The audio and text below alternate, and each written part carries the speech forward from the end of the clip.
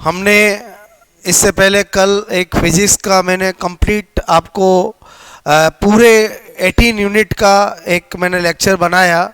आप लोगों को बहुत अच्छा लगा और आपका कमेंट था कि सर हमें थोड़ा केमिस्ट्री का भी इस तरह से कर दिया जाए तो हमारा फास्ट रिवीजन हो जाएगा। तो केमिस्ट्री में क्या आपके लगभग 25 यूनिट हैं।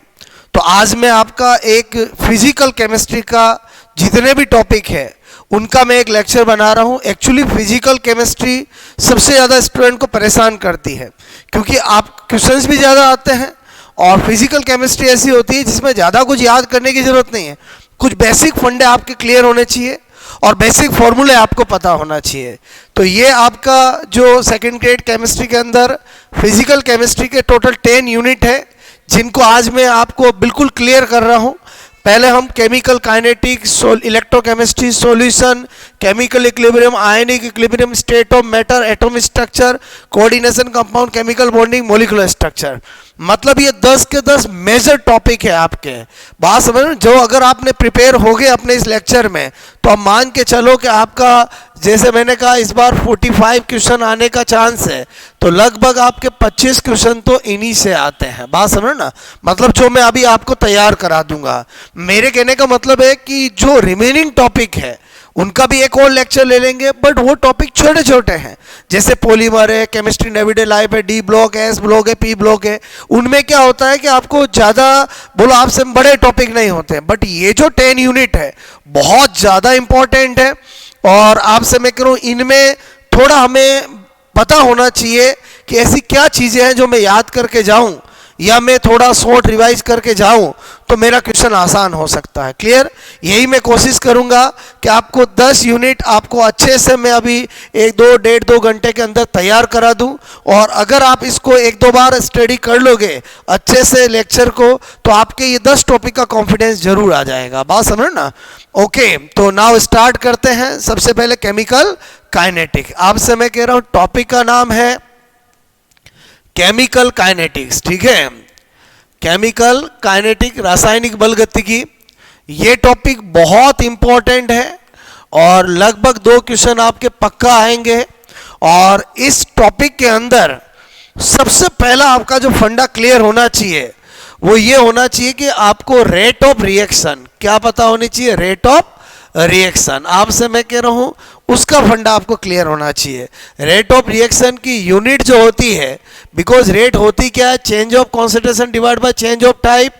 तो मॉल आपसे मैं कह रहा हूं लीटर इनवर्स और सेकंड इनवर्स, ये इसकी यूनिट होती है। क्लियर?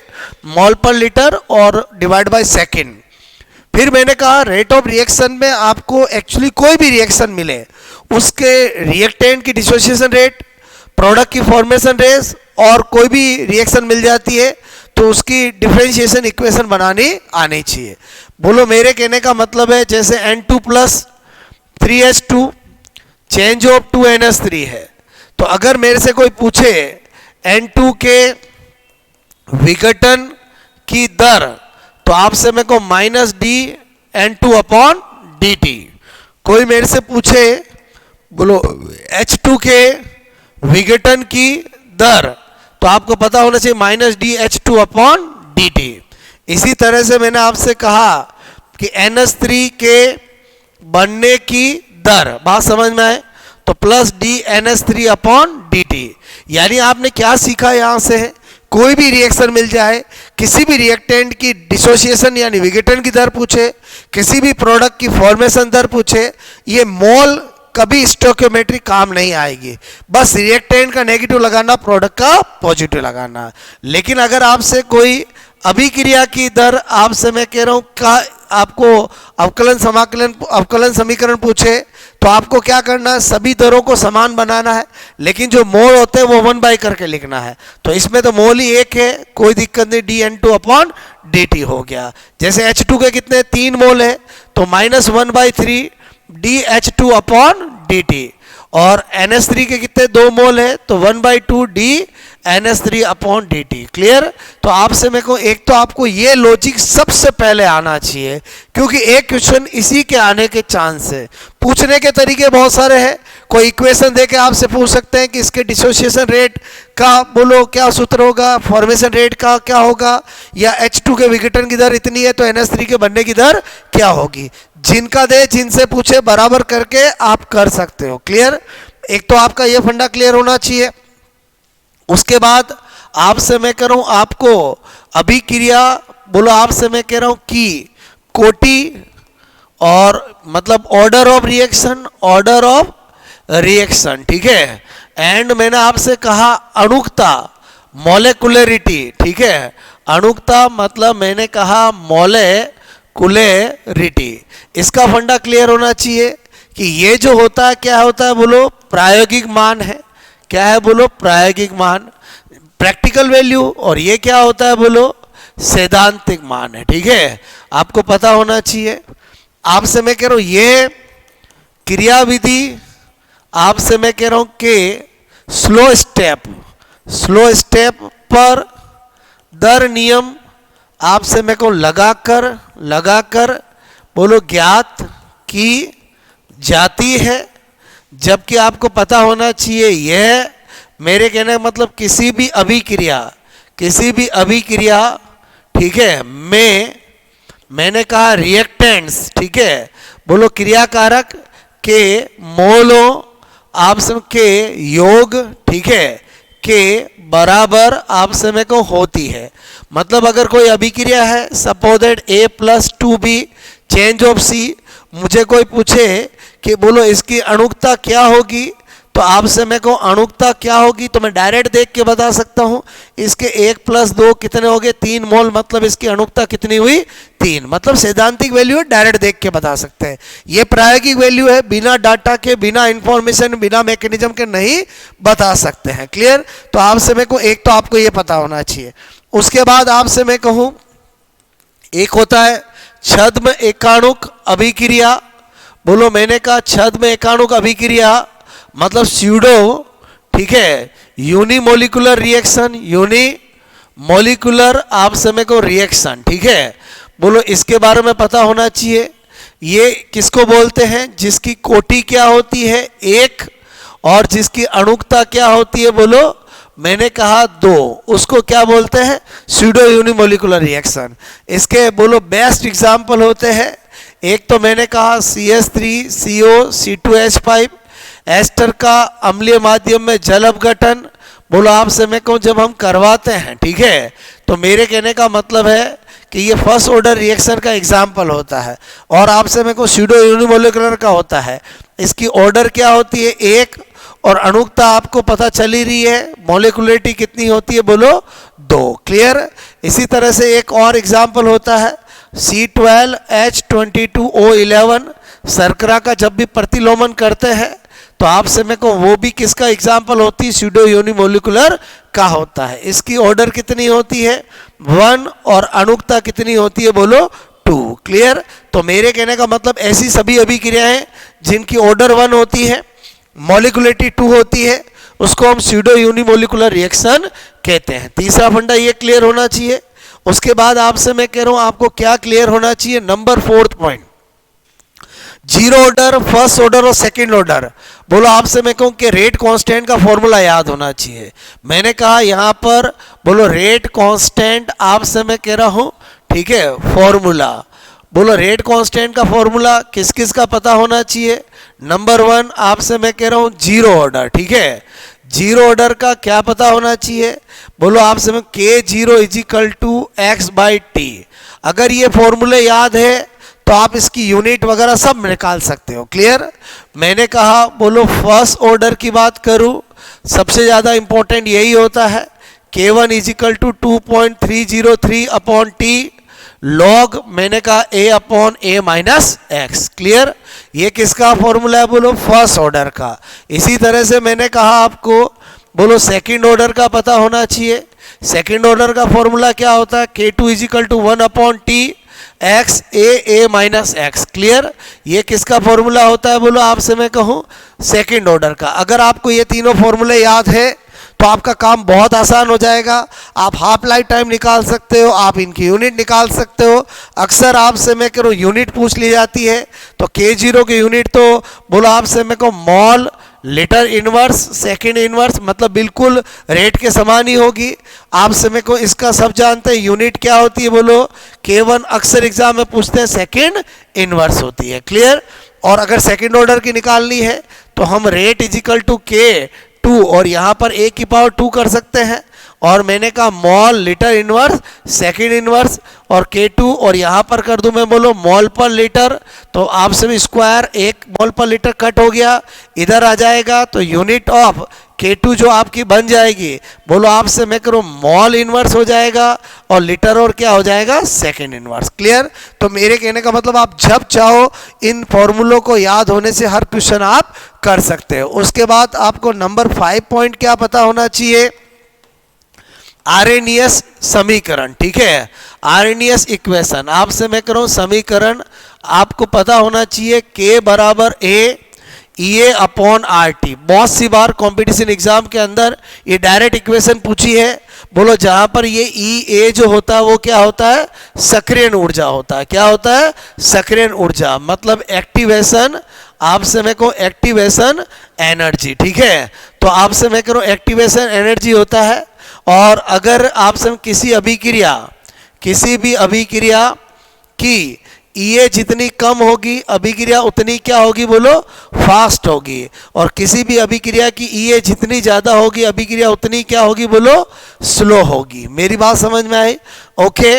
और आपको एक बात और पता होना चाहिए कि जो एक्टिवेशन एनर्जी है मैंने कहा डिपेंड ऑन कैटलिस्ट। ठीक है, बोलो आप उत्प्रेरक पर निर्भर करती है, और मैंने कहा नॉट डिपेंड आप समय को ऑन टेम्परेचर। ठीक है, बोलो किस पे निर्भर नहीं करती है, ताप पर निर्भर नहीं करती है। इसलिए क्या होता है कि अगर एग्जाम में कभी आता है कि टेम्परेचर इंक्रीज करने पर रेट ऑफ रिएक्शन इंक्रीज होती है, तो उसका कारण होता है सक्रिय अणुओं की संख्या का बढ़ना।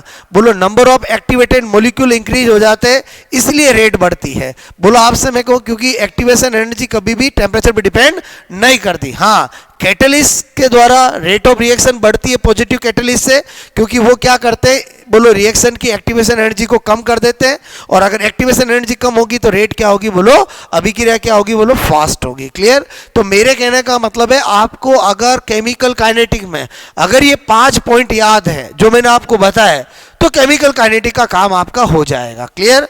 तो नाउ हम नेक्स्ट चैप्टर पे आते हैं। आपसे मेरे को नेक्स्ट चैप्टर है अपना बोलो इलेक्ट्रो केमिस्ट्री। ठीक है, तो मेरे कहने का मतलब इलेक्ट्रोकेमिस्ट्री में हमें क्या क्या पता होना चाहिए। नंबर 1 सबसे पहली बात पता होना चाहिए बोलो आपसे विद्युत अपघट्य की बोलो चालकताएं। ठीक है, बहुत सी बार एग्जाम में क्वेश्चन आ जाता है, बोलो आपसे मैं कह रहा हूं तो हमें पता है कितनी तरह की कंडक्टेंस होती है। एक नॉर्मल, C क्या होता है 1/R सामान्य चालकता, A क्या होती है बोलो कप्पा यानी विशिष्ट चालकता, आपसे मैं कहूँ कप्पा क्या होती है विशिष्ट चालकता, और कप्पा क्या होती है 1/ρ के बराबर होती है। क्लियर। मेरे कहने का मतलब है इसी तरह से एक होती है मोलर चालकता, बोलो क्या होती है मोलर चालकता, आपसे मैं कहूँ मोलर चालकता। ठीक है, बोलो मैंने कहा मोलर चालकता, और मोलर चालकता जो होती है कप्पा मल्टीप्लाई 1000/m, और आपसे मैं कहूँ एक होती है तुल्यांक चालकता, बोलो तुल्यांक चालकता, और मैंने कहा तुल्यांक चालकता जो होती है वो मैंने कहा यहाँ पर इक्विवेलेंट कंडक्टेंस बोलो आपसे कप्पा मल्टीप्लाई 1000/n। सीधी सी बात है। बोलो मोलरता का संबंध बोलो आपसे मैं कहूँ मोलर का मतलब मोलरता से संबंध है, इक्विवेलेंट का संबंध नॉर्मलिटी से है। ठीक है, तो अगर ये 4 फॉर्मूले याद है तो आप इन चारों प्रकार की बोलो विद्युत अपघट्य चालकताओं की इकाई निकाल सकते हो।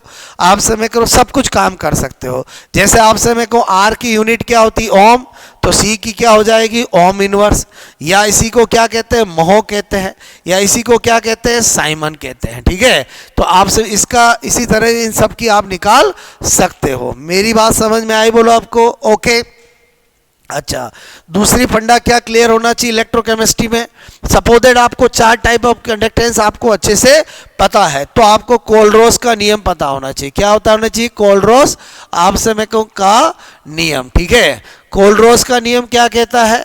बोलो आपसे मैं कह रहा हूँ कि किसी भी बोलो विद्युत अपघट्य की जो अनंत अनुता पर मोलर चालकता है वो उसके आयनों की अनंत अनुता पर मोलर चालकता के योग के क्या होती है? बराबर होती है। अब यहाँ पर आपको एक छोटा सा फंडा ध्यान रखना है।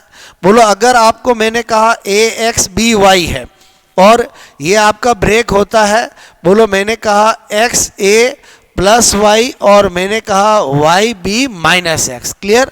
अगर आपको molar conductance at infinite dilution का फॉर्मूला पूछे तब तो कोई दिक्कत नहीं है।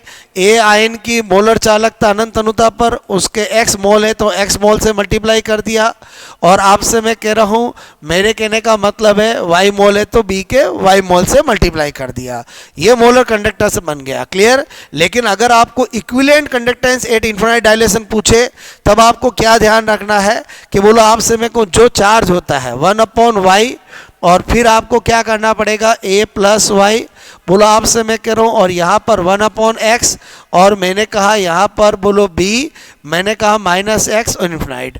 आपको ये फॉर्मूला बना के सोल्व करना पड़ेगा। तो कोलरोस के नियम में आपको ये पता होना चाहिए। और कोलरोस का एक सबसे फेमस एप्लीकेशन है कि कोई भी आपको वीक इलेक्ट्रोलाइट मिलता है तो उसकी मोलर कंडक्टेंस कैसे निकाल सकते हैं, तो वो सबसे फेमस क्वेश्चन है। जैसे मैंने कहा अगर मैं एप्लीकेशन की बात करूं तो मैंने कहा उस पर बोलो सबसे बेस्ट एप्लीकेशन क्या है? दुर्बल मैंने कहा विद्युत अपघट्य, ठीक है। बोले तो वीक आपसे मैं करूं इलेक्ट्रोलाइट, वीक इलेक्ट्रोलाइट की मैंने कहा कि अनंत अनुता पर मोलर चालकता ज्ञात करना, ठीक है। ये सबसे इंपॉर्टेंट इसका एप्लीकेशन होता है जिस पे क्वेश्चन आते हैं। क्वेश्चन बहुत आसान होते हैं। जैसे मैंने कहा अगर मुझे कोई कहे CS3COH अनंत अनुता पर मोलर चालकता ज्ञात करना है और मुझे क्या क्या गिवन है, मुझे CS3CONA आपसे मैं कह रहा हूँ इसकी बोलो 10 दे रखी है, अनंत अनुता पर मोलर चालकता आपसे मैं कह रहा हूँ मैंने कहा बोलो कितनी दे रखी है 10, ठीक है। आपसे मैं कह रहा हूँ मैंने कहा मोल सेंटीमीटर स्क्वायर, और आपसे मैं कह रहा हूँ मेरे कहने का मतलब है कि बोलो 10 दे रखी है, और सपोज दैट मैंने कहा यहाँ पर NS बोलो CL बोलो की 20 दे रखी है, और मैंने कहा बोलो SCL कि मुझे सपोज दैट 50 दे रखी है। क्लियर? अनंत अनुता पर मोलर चालकता। अब मुझे इसकी निकालना है तो वेरी सिंपल। सबसे पहले मुझे बताओ इसमें मुझे 2 चीज़ चाहिए। बोलो क्या क्या चाहिए? बोलो एक तो मैंने देखा CS3CO माइनस एसीटेट आयन चाहिए और एक H प्लस चाहिए। तो मैं अगर CS3COOH की निकालूंगा तो बताओ ये मुझे किससे मिलेगा? तो इससे मिल जाएगा, 10 को जोड़ दिया। बोलो H किससे मिलेगा? इससे मिलेगा, 50 जोड़ दिया।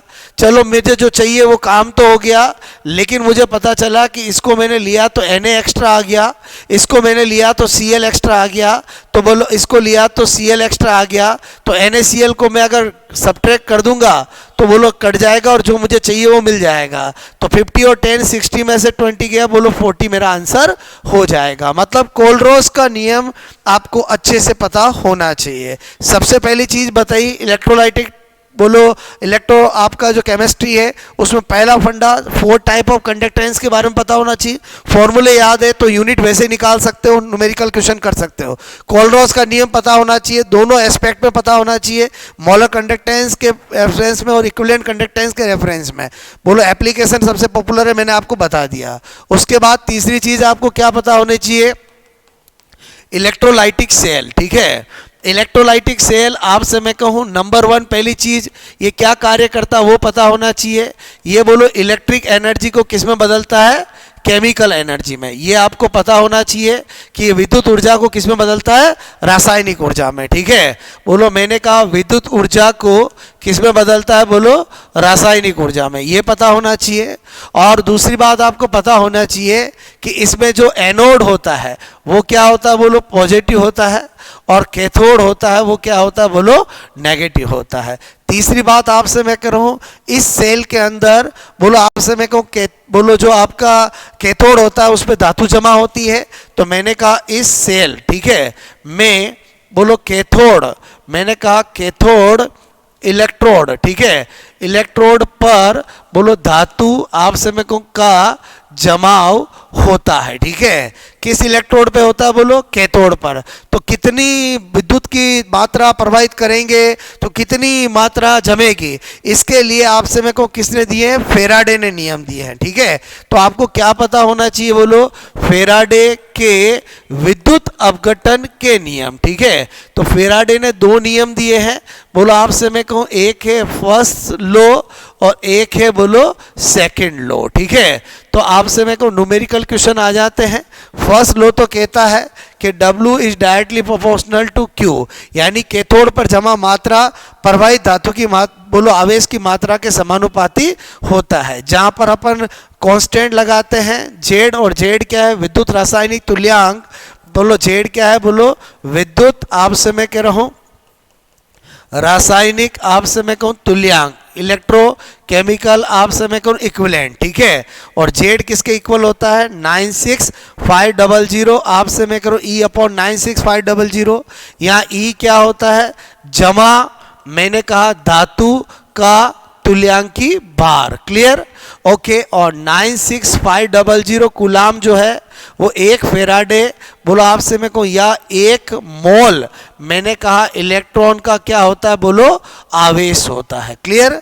अच्छा, मैंने कहा आपको I इजिकल टू क्या होता है, Q बाई टी, तो Q की जगह क्या लिख सकते हैं, आई टी। तो फर्स्ट लो को finally W equal to Z Q लिख सकते हैं, equal to Z I T लिख सकते हैं, इजिकल टू बोलो E अपॉन 96500 आई टी लिख सकते हैं। अगर आपको इतनी बात पता है, मेरे कहने का मतलब है कि जब आप पढ़ते हो, रिवीजन करते हो, तो आप ये चेक किया करो कि आपको क्या याद रहना चाहिए। अगर इतना याद है तो ऐसा कोई क्वेश्चन नहीं है जो आपके एग्जाम में आए और आप नहीं कर पाओ।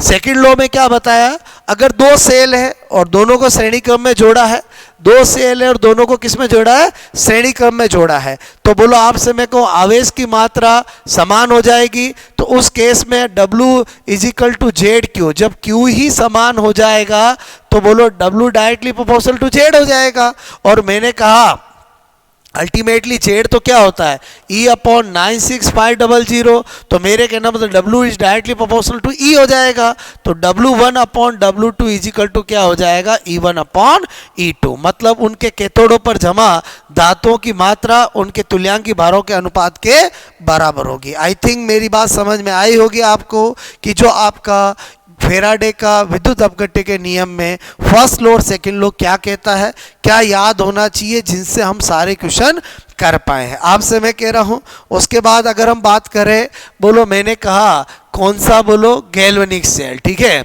गैल्वेनिक सेल आपसे मैं कह रहा हूं, गैल्वेनिक सेल की बात करें, वोल्टेनिक सेल भी कहते हैं, और इसका सबसे बेस्ट एग्जांपल होता है डेनियल सेल। क्या होता है बोलो, डेनियल सेल। और आपसे मैंने कहा ये सेल जो है इसका कार्य क्या होता है बोलो, सबसे पहले ये क्या करता है बोलो, रासायनिक ऊर्जा को किस में बदलता है, विद्युत ऊर्जा में बदलता है, सबसे पहली बात।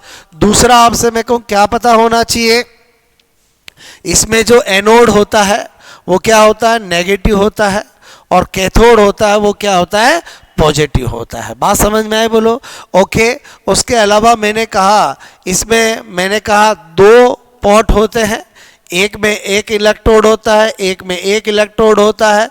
और आपसे मैं कह रहा हूँ कनेक्शन को पूरा करने के लिए परिपथ को बीच में क्या लगा होता है, लवण सेतु लगा होता है। क्या होता है, लवण सेतु, क्लियर। तो अगर अपन बात करें डेनियल सेल की, तो ये Zn इलेक्ट्रोड होता है और ये कॉपर इलेक्ट्रोड होता है, क्लियर। और यहाँ पर बोलो एक्वस सॉल्यूशन ऑफ आपसे मैं कहूँ ZnSO4 होता है, और यहाँ पर बोलो मैंने कहा क्या होता है, एक्वस सॉल्यूशन ऑफ मैंने कहा CuSO4 होता है। तो ये जो मैंने इतना बड़ा बनाया उसी की जगह हम क्या कर सकते हैं, Zn बोलो से Zn+2 और मैंने कहा कॉपर +2 से कॉपर। ये एक प्रेजेंटेशन होता है जिसका मतलब होता है कि यहाँ पर हम बोलो एनोड पर होने वाली अभिक्रिया को लिखते हैं और यहाँ पर हम कैथोड पर होने वाली अभिक्रिया को लिखते हैं। और ये जो बीच में बनाया है ये किसको दर्शाता है? लवण सेतु, बोलो सॉल्ट ब्रिज को बताता है। किसको बताता है? सॉल्ट ब्रिज को आप समय को बताता है। क्लियर? तो इसमें आपको एक ट्रिक याद होनी चाहिए, बोलो आप समय को लॉन, क्या याद होनी चाहिए? लॉन, मतलब जो लेफ्ट साइड की तरफ होगा आप समय को उसी पर क्या होगा? ऑक्सीडेशन होगा, और जिसका ऑक्सीडेशन होगा वही आपका एनोड होगा। और आप समय को एनोड इसमें कैसा होता है? बोलो नेगेटिव होता है। ठीक है, कैसा होता है? नेगेटिव। आई थिंक मेरी बात समझ में आई होगी। क्लियर? अब मैंने आपसे कहा गैल्वेनिक सेल के अंदर बोलो क्वेश्चन जो आते हैं वो मैंने आपसे कहा क्या पता होना चाहिए? ईएमएफ। ठीक है, ऑफ सेल। तो ईएमएफ ऑफ सेल के अंदर एक फॉर्मूला होता मेरा ई ऑक्सीडेशन, बोलो आपसे मैं करूं प्लस ई रिडक्शन। ठीक है, बोलो आपसे मैं को अगर आपको ऑक्सीडेशन और रिडक्शन पोटेंशियल मिल जाए तो ईएमएफ ऑफ सेल निकाल सकते हो। कभी आपको लगता है कि आपको ऑक्सीडेशन पोटेंशियल दे रखा है और रिडक्शन पोटेंशियल आपको चाहिए तो आप इस चीज को यूज कर सकते हो। ऑक्सीडेशन आपसे मैं कहूं, मैंने कहा पोटेंशियल। ठीक है, potential is equal to minus मैंने कहा रिडक्शन पोटेंशियल। ठीक है, बोलो आपसे ऑक्सीकरण विभव जो होता है बोलो दे रखा है और रिडक्शन चाहिए तो प्लस हो तो माइनस कर दो, माइनस हो तो प्लस कर दो। इस पे बेस एक क्वेश्चन देखते हैं ताकि हमें और क्लियर हो जाए। जैसे मैंने कहा Zn, बोलो Zn+2 कॉपर +2 कॉपर। ठीक है, आपको गिवन है क्या दे रखा है? मैंने कहा E, बोलो Zn से Zn+2 बोलो आपको 1.5 वोल्ट दे रखा है। और आपसे मैं कह रहा हूँ E कॉपर से कॉपर +2 आपसे मैं कह रहा हूँ मैंने कहा 1.1 वोल्ट दे रखा है। क्लियर?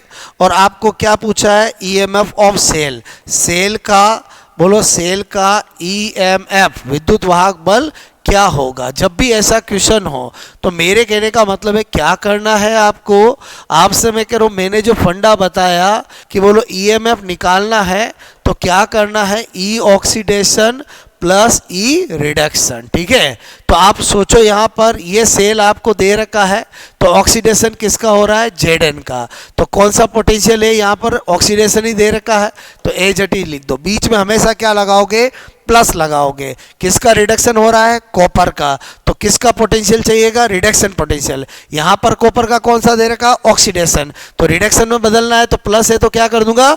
माइनस कर दूंगा। तो 1.5 प्लस माइनस माइनस बोलो अपने आप 0.4 वोल्ट आंसर आ जाएगा। क्लियर? मतलब बिल्कुल इजी गोइंग तरीके से आप कर सकते हो, कोई दिक्कत आपको कभी भी नहीं आएगा। क्लियर? मेरे तरीके से आप करोगे कभी गलत हो ही नहीं सकता।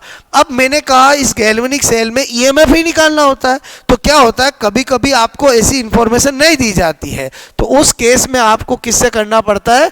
नर्स समीकरण से करना पड़ता है। तो नर्स समीकरण पता होनी चाहिए। E cell is equal to E cell not minus 0.06 N log आपसे active mass of product divide by active mass of reactant. ठीक है, ये नर्स इक्वेशन आपको पता होनी चाहिए। बोलो बात समझ ना? तो मेरे कहने का मतलब है कि आपसे मैं को जैसे फॉर एग्जांपल आपको एक क्वेश्चन मिला कि बोलो Zn+2 और यहाँ पर आपको दे रखा 0.01 m और आपसे मैं कह रहा हूँ यहाँ पर कॉपर +2 और 0. आपसे मैं कह रहा हूँ 1 m बोलो कॉपर। ठीक है, ये दे रखा है और आपसे मैं कह रहा हूँ ई सेल नॉट सपोजेड आपको वैल्यू दे रखी 1.1 वोल्ट। क्लियर? और आपसे पूछा है कि ईएमएफ ऑफ सेल बोलो क्या होगा? तो मेरे कहने का मतलब आपको क्या करना है? आपको पता होना चाहिए कि मुझे नर्स इक्वेशन से ही सोल्व कर सकता हूँ। नर्स इक्वेशन के लिए पहले आपको समीकरण बनानी है। तो मैंने कहा Zn बोलो कॉपर +2 बोलो आपसे मैं कह रहा हूँ Zn+2 और कॉपर। क्लियर? इसको एक तरफ लिख दिया, इसको एक तरफ लिख दिया। बोलो N हमारा क्या निकल के आ गया 2, और ये बन गए प्रोडक्ट और ये बन गए रिएक्टेंट। तो बस काम हो जाएगा। E cell is equal to E cell not minus 0.06 N, और मैंने कहा active mass of product divide by active mass of reactant. तो मेरे कहने का मतलब है यहां पर मैं क्या रख दूं, बोलो ई सेल कितना 1.1, बोलो 0.06, और N का मतलब यहां पर 2 रख दिया और लॉग कर दिया। प्रोडक्ट मेरा कौन है, बोलो इसमें Zn है। Zn का कितना दे रखा 10 की पावर -2, बोलो 0.01 को लिख सकते हैं। रिएक्टेंट मेरा कौन है, बोलो कॉपर, कॉपर का दे रखा 10 की पावर -1। देन फिर इसको सोल्व कर लेंगे। तो मेरे कहने का मतलब है आपको अगर इतनी इंफॉर्मेशन पता है तो आपको इस टॉपिक इलेक्ट्रोकेमिस्ट्री में कोई दिक्कत नहीं आएगी। बस थोड़ा एक पॉइंट और ध्यान रख सकते हो कि 8 इक्विलिब्रियम, ठीक है। कभी कभी थ्योरेटिकल क्वेश्चन पूछ लेते हैं, साम्य पर आपको पता होना चाहिए डेल्टा जी क्या होता है, 0 होता है। अगर डेल्टा जी 0 होता है तो ई सेल भी क्या होता है, 0 होता है। बोलो मैंने कहा डेल्टा जी नॉट 0 होता है तो ई सेल नॉट भी क्या होता है, 0 नहीं होता है। बात समझ ना? तो थोड़ा आपको ये पता होना चाहिए। मैं क्या बता रहा हूँ, मेरी बात समझ में आए? इसका मतलब E cell is equal to E cell not minus 0.06 N, और यहाँ पर active mass of product divide by active mass of reactant है। अगर मैं 8 इक्विलिब्रियम कर दूंगा तो आपको पता है ये चीज क्या हो जाएगी, 0, ये 0 हो जाएगी। तो E cell not minus 0.06 divide by N, और हमें पता है उस समय हम क्या लिख सकते हैं, केसी लिख सकते हैं। तो मेरे कहने इधर आएगा तो प्लस हो जाएगा। तो अल्टीमेटली ई सेल नॉट आप बिंदास 0.06 अपॉन N और लोग केसी से निकाल सकते हो। मेरे कहने का मतलब है आपको अगर ये याद है तो ये फॉर्मूले तो आप कभी भी बना सकते हो। क्लियर? आई थिंक आपको इलेक्ट्रोकेमिस्ट्री समझ में आया होगा। क्लियर? देन हम नेक्स्ट चैप्टर की बात करते हैं, नंबर 3, बोलो सॉल्यूशन। ठीक है, बोलो सॉल्यूशन। मेरे कहने का मतलब विलियन।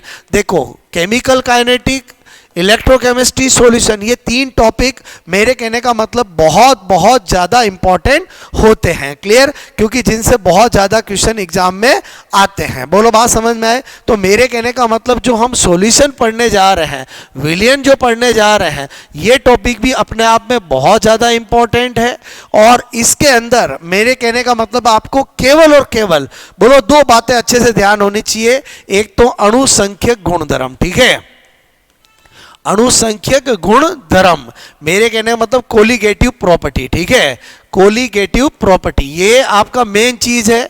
तो कोलिगेटिव प्रॉपर्टी क्या होती है, आप समय को ऐसी प्रॉपर्टी जो केवल किस पे डिपेंड करती है, विलेय के कणों की संख्या पर। ये आप समय केवल बोलो, आप समय को मैंने कहा विलेय, ठीक है, विलेय मतलब सोल्यूट, ठीक है, बोलो के कणों की आप समय करो की संख्या पर आप समय को निर्भर बोलो करती है। ठीक है, उसके बाद कितनी कोलिगेटिव प्रॉपर्टी होती है, 4 होती है। बोलो आपको सबको पता है, एक होता है बोलो वाष्प दाब में मैंने कहा अवनमन। ठीक है, पहली कोलिगेटिव प्रॉपर्टी क्या होती है, रिलेटिव लोअरिंग ऑफ, बोलो आप से मैं करूं, मैंने कहा वाष्प दाब में बोलो आपेक्षिक अवनमन। ठीक है, आपेक्षिक अवनमन, ठीक है, आपेक्षिक अवनमन, जिसको डेल्टा P अपॉन P0 से रिप्रेजेंट करते हैं। और जिसके आपको क्या पता होना चाहिए, I into N upon N इसका फॉर्मूला होता है। दूसरी कोलिगेटिव प्रॉपर्टी क्या होती है, बोलो मैंने कहा क्वथनांक में उन्नयन। ठीक है, बोलो एलिवेशन ऑफ बॉइलिंग पॉइंट, जिसको हम डेल्टा TB से रिप्रेजेंट करते हैं। और KB इंटू मोललता, बोलो मोलेलिटी इसका फॉर्मूला होता है। क्लियर? तो आपसे मैं कहूँ हर एक कोलिगेटिव प्रॉपर्टी का एक फॉर्मूला आपको याद होना चाहिए। ठीक है, फिर मैंने कहा तीसरा क्या है, बोलो हिमांक में अवनमन। बोलो हिमांक में अवनमन की बात करते हैं तो delta TF is equal to KF into molality. ठीक है, मोललता, मेरे कहने का मतलब है कि आपसे मैं करूँ इन सब के आगे फॉर्मूलों में आई आ जाएगा, और आई अगर नॉन इलेक्ट्रोलाइट है तो आई 1 हो जाता है, इलेक्ट्रोलाइट है तो आई बोलो 1 ना होकर 1 से अलग होता है। क्लियर।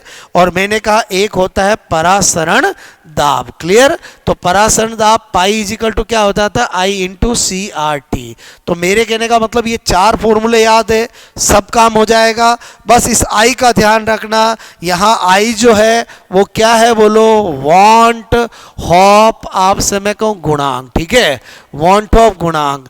बोलो आई का मान की बात करें, मैंने कहा बोलो नॉन इलेक्ट्रोलाइट। ठीक है, नॉन इलेक्ट्रोलाइट अगर विद्युत अनअपघट्य है, विद्युत अन अप आप समय कहूँ घटिए, विद्युत अनअपघट्य के लिए तो आप समय कह रहे हो विद्युत, मैंने कहा अन अपघट्य। ठीक है, उनके लिए तो क्या होता है, आई क्या होता है बोलो 1 होता है।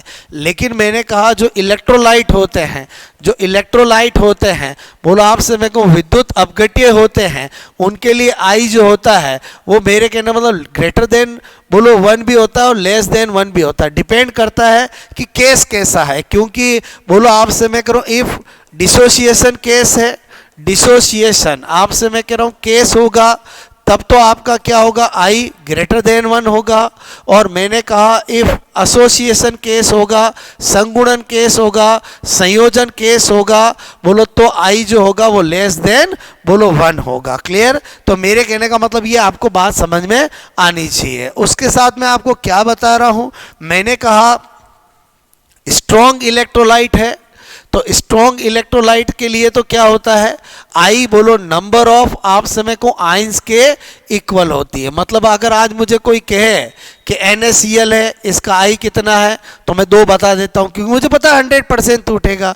मुझे कोई कहे HCl का आई कितना है, 2 है, बोलो आपसे मैं कह रहा हूँ, मैंने कहा K2SO4 का कितना है, बोलो मैंने कहा 3 है, क्योंकि जो आयन होंगे वही होगा। लेकिन वीक इलेक्ट्रोलाइट चूंकि वो 100% नहीं टूटते हैं, बोलो मैंने कहा वीक इलेक्ट्रोलाइट। ठीक है, वीक इलेक्ट्रोलाइट के लिए क्या होता है आपको याद होना चाहिए, आप समय करूँ I-1 अपॉन n-1, इस फॉर्मूले से पता होना चाहिए ये क्या होता है बोलो डिग्री ऑफ आप समय को डिसोसिएशन। ठीक है, डिग्री ऑफ डिसोसिएशन मतलब वियोजन की मात्रा, जितना आपको दे रखा होगा उसको यूज करना है। जैसे मैंने कहा अक्सर एग्जाम में क्वेश्चन आ जाता है कि CH3COH का बोलो आई क्या होगा आप समय को यदि इसका बोलो अल्फा बोलो 50% है। ठीक है, तो उस केस में आपको क्या करना है बोलो आप समय कहूँ अल्फा 50% का मतलब क्या हो गया 0.5। n तो आपको पता है 2 आयन है, वो कर दिया। आई हमें निकालना है, तो यहाँ पर 0.5 किया या I-1 किया या 2-1 किया। क्लियर। तो आपने क्या देखा कि बोलो 0.5 इजिकल टू I-1 आया, तो I इजिकल टू 1.5 हो गया। क्लियर। तो इस तरह से वीक इलेक्ट्रोलाइट का निकाल सकते हैं। हालांकि आपका ज़्यादा काम किससे पड़ता है, केवल और केवल स्ट्रॉन्ग इलेक्ट्रोलाइट से ही पड़ता है। बात समझ में आई बोलो ओके। तो आपका सॉल्यूशन के अंदर एक तो फंडा मैंने आपको कहा, 2 ही बातें ध्यान रखनी है। एक तो आपका ये फंडा क्लियर होना चाहिए कि कोलिगेटिव प्रॉपर्टी बोलो आप समय को अगर नॉन इलेक्ट्रोलाइट होंगे तो नॉर्मल कोलिगेटिव प्रॉपर्टी होगी, इलेक्ट्रोलाइट लेंगे तो बोलो आप समय को स्पेसिफिक कोलिगेटिव प्रॉपर्टी होगी, एबनॉर्मल कोलिगेटिव प्रॉपर्टी होगी या प्रैक्टिकल कोलिगेटिव प्रॉपर्टी होगी। क्लियर। उसके अलावा आपको पता होना चाहिए आइडियल आप समय को एंड नॉन आइडियल। ठीक है, नॉन आइडियल सॉल्यूशन आप से मैं कह रहा हूं, तो मेरे कहने का मतलब है आइडियल सॉल्यूशन और एक क्या होता है बोलो नॉन मैंने कहा आइडियल सॉल्यूशन। ठीक है, आदर्श विलयन और अनादर्श विलयन, बोलो आदर्श विलयन और एक मैंने कहा अनआदर्श विलयन। ठीक है, बोलो आदर्श विलयन और अनादर्श विलयन। अगर हम बात करें आइडियल सॉल्यूशन की तो आपको पता होना चाहिए आइडियल सॉल्यूशन के अंदर डेल्टा H मिश्रण क्या होता है बोलो 0 होता है, जबकि इसमें क्या होगा डेल्टा H मिश्रण क्या होगा बोलो नॉट आप समय को 0। ठीक है, इसी तरह से मैंने कहा डेल्टा V मिश्रण इसमें क्या होता है बोलो 0 होता है और इसमें क्या होता है बोलो डेल्टा V मिश्रण क्या होता है बोलो 0 के इक्वल नहीं होता है। आप समय करो इसमें विलेय बोलो विलेय, बात समझ में आई बोलो ठीक है, एंड मैंने कहा विलायक, विलायक आपसे मैं कह रहा हूं कि अणुओं के मध्य जो आकर्षण होता है, बोलो विलयन में, बोलो विलयन में, मैंने कहा विलय, ठीक है, एंड विलायक आपसे मैं कह रहा हूं कि मध्य उतना ही क्या होता है, अट्रैक्शन होता है, जबकि इसमें बोलो ऐसा, बोलो मैंने कहा नहीं होता है। क्लियर, एक तो ये चीज है। अब मैंने कहा मेन चीज है एग्जाम्पल। अगर हम देखें एग्जाम्पल ऑफ आइडियल सॉल्यूशन, ठीक है, तो मैं एक लॉजिक बताता हूं कि आइडियल सॉल्यूशन वो होंगे जिनमें बहुत ज़्यादा अट्रैक्शन होगा, बहुत ज़्यादा प्यार होगा। तो मैंने कहा केमिस्ट्री के अंदर बोलो ऐसे कौन कौन है, तो मैंने कहा बेंजीन और टोलुइन आपसे मैं करूं, इसका एग्जाम्पल है। नॉर्मल हेक्सेन बोलो आपसे मैं करूं, एंड नॉर्मल हेप्टेन इसका एग्जाम्पल है। मैंने कहा क्लोरोबेंजीन, फ्लोरोबेंजीन इसका एग्जाम्पल है। बोलो मेथेनॉल, एथेनॉल इसका एग्जाम्पल है। मेथेनॉल एंड बोलो आपसे मैं कहूँ एथेनॉल इसका एग्जाम्पल है। बोलो मैंने कहा C2H5, बोलो C2H5Br एंड C2H5 बोलो Cl इसका एग्जाम्पल है। क्लियर, ये कुछ फेमस मैंने आपको एग्जाम्पल बताया है। बोलो बात सब किसके एग्जाम्पल है, बोलो ये आइडियल सॉल्यूशन के। क्लियर, लेकिन आपके एग्जाम्पल में किसके पूछे जाते हैं, एग्जाम्पल ऑफ नॉन आइडियल आपसे मैं कहूँ सॉल्यूशन, ठीक है। तो ये जनरली इसका एग्जाम में क्वेश्चन आता है, तो आपको पता होना चाहिए एक पॉजिटिव डेविएशन बोलो आपसे मैं कह रहा हूँ और एक नेगेटिव डेविएशन, ठीक है। नेगेटिव डेविएशन आपसे मैं कहूँ बोलो धनात्मक विचलन और आपसे में ऋणात्मक विचलन, ठीक है। एक क्या है बोलो धनात्मक विचलन, मैंने कहा अनादर्श विलयन, और एक क्या है बोलो ऋणात्मक आपसे मैं कहूँ विचलन, मैंने कहा अनआदर्श विलयन, ठीक है। तो मेरे कहने का मतलब पॉजिटिव डेविएशन में आपको मैं हमेशा एक लॉजिक सिखाता हूँ कि बोलो पॉजिटिव डेविएशन में वो एग्जाम्पल होंगे जिसके अंदर वॉल्यूम इंक्रीज होता हो। तो मेरे कहने का मतलब है कि एल्कोहल में कोई भी चीज़ डालते हो तो मात्रा बढ़ाने के लिए, और CCl4 में कुछ भी डालते हो तो मात्रा बढ़ाने के लिए। इसका मतलब हुआ कभी भी आपको C2H5OH प्लस जल मिल जाए वो इसी का एग्जाम्पल होगा। बोलो मेथेनॉल आपसे मैं कहूँ प्लस वाटर मिल जाए इसी का एग्जाम्पल होगा। बोलो CCl4 के अंदर कुछ भी हो, बोलो आपसे मैं कह रहा हूँ एसीटोन हो, मेरे कहने का मतलब है CCl4 में क्लोरोफॉर्म हो, कुछ भी हो, ये सब किसके एग्जाम्पल होते हैं, पॉजिटिव डेविएशन के। नेगेटिव डेविएशन में मैं दो लॉजिक बताता हूँ, एक तो क्लोरोफॉर्म में कुछ भी मिलाया जाता है तो आपसे में को नेगेटिव डेविएशन होता है, और एक मैंने कहा एसिड में कुछ भी मिलाया जाए तो नेगेटिव डेविएशन होता है। तो इसका मतलब हुआ अगर आपको कभी HNO3 प्लस H2O दे, बोलो HCl H2O दे, आपसे मैं करूँ एसिटिक एसिड CH3COH, बोलो मैंने कहा एसीटोन दे, बोलो आपसे मैं कहूँ उसके अलावा क्लोरोफॉर्म CHCl3 ईथर दे, ये सब किसके एग्जाम्पल होते हैं, नेगेटिव डेविएशन का। तो मेरे कहने का मतलब है सॉल्यूशन टॉपिक के अंदर मैंने दो लॉजिक बताए। अगर दो लॉजिक आपको पता है, एक कोलिगेटिव प्रॉपर्टी का लॉजिक और एक आपसे मैंने कहा आपको आइडियल और नॉन आइडियल, स्पेशली एग्जाम्पल, तो आपका काम हो जाएगा। तो आई थिंक आपको मेरी बात समझ में आई होगी। हमने 3 चैप्टर पढ़ लिए हैं, केमिकल काइनेटिक पढ़ा, इलेक्ट्रोकेमिस्ट्री पढ़ा और सॉल्यूशन पढ़ा, और आपने देखा होगा कि मैं चैप्टर में जो मेन चीज़ है उसको पूरा कवर करने की कोशिश कर रहा हूं, ताकि अगर कोई स्टूडेंट बोलो आपसे घबरा रहा है कि उसका सिलेबस नहीं हो रहा है, तो वो कभी भी आपसे मैं कहूँ एग्जाम से 2 दिन पहले भी एक बार ये 2 घंटे 1 घंटे का लेक्चर देख लेगा तो 8-10 टॉपिक उसके वैसे ही तैयार हो जाएंगे। क्लियर, इसी माइंड सेट के साथ मैं आपको ये टॉपिक पढ़ा रहा हूँ कि बोलो एक टॉपिक लिख करके मैंने आपको 1 मिनट में नहीं बता रहा हूँ, मैं आपको उस तरह से पढ़ा रहा हूं कि अगर कोई स्टूडेंट बोलो आपको जो इन लेक्चर को ही देख ले तो भी उसका काम हो जाएगा। क्लियर, 3 टॉपिक हम पढ़ चुके हैं, नंबर 4 हम पढ़ने जा रहे हैं, बोलो केमिकल इक्विलिब्रियम, ठीक है। केमिकल इक्विलिब्रियम आपसे मैं कहूँ केमिकल इक्विलिब्रियम ऐसा टॉपिक है जिसमें बहुत कम चीज़ें याद रखनी होती है। इस टॉपिक को आपसे मैं कह रहा हूँ, एक तो आपको क्या पता होना चाहिए, केपी एंड केसी का सूत्र बनाना आना चाहिए। बोलो, मैंने कहा एग्जाम्पल देख लेते हैं। तो मैंने कहा आपको N2 प्लस 3H2 और चेंज ऑफ 2NH3। अगर मुझे केसी का फॉर्मूला बनाना होगा तो active mass of product divide by active mass of reactant. ठीक है, बोलो आपसे मैं करूँ यही लेंगे, बात समझ में आए बोलो। और मैंने कहा अगर केपी का बनाना होगा तो उत्पाद के आंशिक दाब, बोलो आपसे मैं कहूँ डिवाइड बाय क्रिया कारक का आंशिक दाब। मतलब फॉर्मूला बिल्कुल सेम बनता है, बस यहाँ एक्टिव मास आता है और यहाँ पर पार्शली प्रेशर आता है। तो एक तो सूत्र बनाना आना चाहिए। अच्छा, इसमें आपको पता होना चाहिए कि यहाँ पर बोलो गैसियस मोल ही आपको लेने हैं। क्लियर।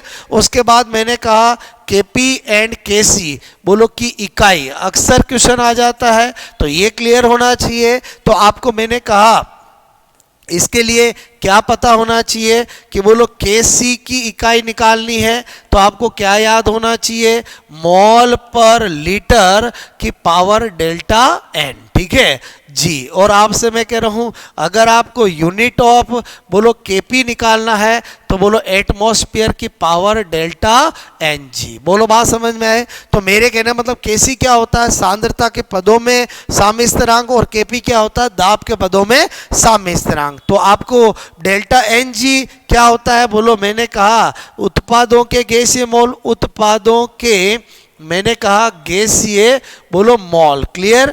माइनस आपसे मैंने कहा बोलो क्या, क्रियाकारकों के गैसीय मॉल। ठीक है, बोलो मेरे कहने का मतलब है gaseous mall of product minus gaseous mall of reactant. तो आपका यूनिट निकल जाएगी। बात समझ में आए। जैसे फॉर एग्जांपल मैंने लिया 2SO2 plus O2 change of आपसे मैं कहूँ 2SO3। मुझे केपी और केसी की इकाई निकालनी है। ठीक है, तो आपको क्या करना पड़ेगा, सबसे पहले जी और जी ये तीनों सब दे रखे हैं, डेल्टा एन जी निकालना पड़ेगा। 2 - 3 करेंगे तो -1 आ जाएगा। फिर आपको यूनिट ऑफ अगर केपी करोगे कोई दिक्कत नहीं, एटमॉस्फेयर की पावर -1 ये दे रखा हो तो ठीक कर सकते हैं, 1 एटमॉस्फेयर दे रखा हो तो ठीक कर सकते हैं। यूनिट ऑफ आपसे मैं कहूँ केसी, बोलो क्या करना है, बोलो मॉल पर लीटर की पावर -1। बोलो आपको दे रखा हो तो आप आराम से टिक कर सकते हो, ये दे रखा हो तो टिक हो जाएगा। मॉल इनवर्स आपसे मैं कहूँ लीटर इनवर्स दे रखा हो तो हो जाएगा। बोलो आपसे मैं कहूँ मॉल इनवर्स लीटर दे रखा हो तो हो जाएगा। बोलो मैं आपसे मैं कहूँ मैंने कहा लीटर अपॉन मोल दे रखा हो तो हो जाएगा। क्लियर। तो मेरे कहने का मतलब है आपको दूसरा लॉजिक समझ में आया, केपी केसी की इकाई पता होना चाहिए।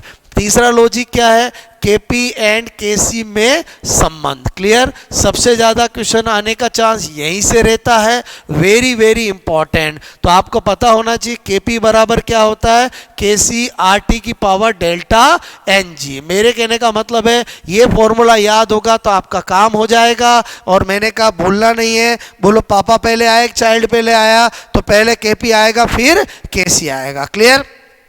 इसमें भी आपको मैंने कहा 3 केस बनते हैं। एक केस फर्स्ट, बोलो आपका डेल्टा एन इजिकल टू क्या हो, 0। डेल्टा एन 0 होगा तो केपी बराबर क्या होगा, केसी होगा। मैंने कहा केस सेकंड क्या बनता है, बोलो यदि डेल्टा एन जी क्या हो, positive. Delta N G positive होगा तो केपी बराबर क्या होगा, बोलो केसी आर टी की पावर कुछ ना कुछ आएगी। बोलो आपसे मैं कह रहा हूँ, तो मेरे कहने का मतलब इसमें क्या हो जाएगा, बोलो केपी जो है वो केसी से क्या हो जाएगा, ज्यादा। कोई किसी से मल्टीप्लाई होके किसी के बराबर हो तो केपी ज्यादा ही होगा। बोलो। और आपसे मैं कहूँ तीसरा केस, मैंने कहा यदि बोलो मैंने कहा if delta N G equal to क्या हो, नेगेटिव हो। क्लियर। तो बोलो केपी इजिकल टू केसी, और मैंने कहा आर टी की पावर कुछ ना कुछ क्या आएगी, नेगेटिव में आएगी। तो इसका मतलब हुआ इस केस में केपी केसी से क्या हो जाएगा, कम हो जाएगा। क्लियर। तो केमिकल इक्विलिब्रियम के अंदर आपको सबसे मेन चीज है कि आपको क्या पता होना चाहिए कि नंबर 1 चीज केपी केसी का फॉर्मूला बनाना, नंबर 2 चीज केपी केसी की यूनिट बनाना, नंबर 3 चीज केपी केसी में संबंध, नंबर 4 क्या पता होना चाहिए, मैंने कहा बोलो केपी एंड केसी की निर्भरताएं, ठीक है। तो आपको पता होना चाहिए साम्य स्थिरांक, बोलो मैंने कहा साम्य स्थिरांक, ठीक है। बोलो केवल, मैंने कहा केवल दो कारकों पे, दो मैंने कहा फैक्टर बोलो पर निर्भर करता है, ठीक है। कौन कौन से दो वो कारक है? एक है बोलो टेम्परेचर और आप यानी ताप, ठीक है, और दूसरा है अभिक्रिया को लिखने का तरीका। अभिक्रिया को मैंने कहा लिखने का तरीका, बात समझ में आए बोलो? ओके, पैटर्न आपसे मैं ऑफ रिएक्शन।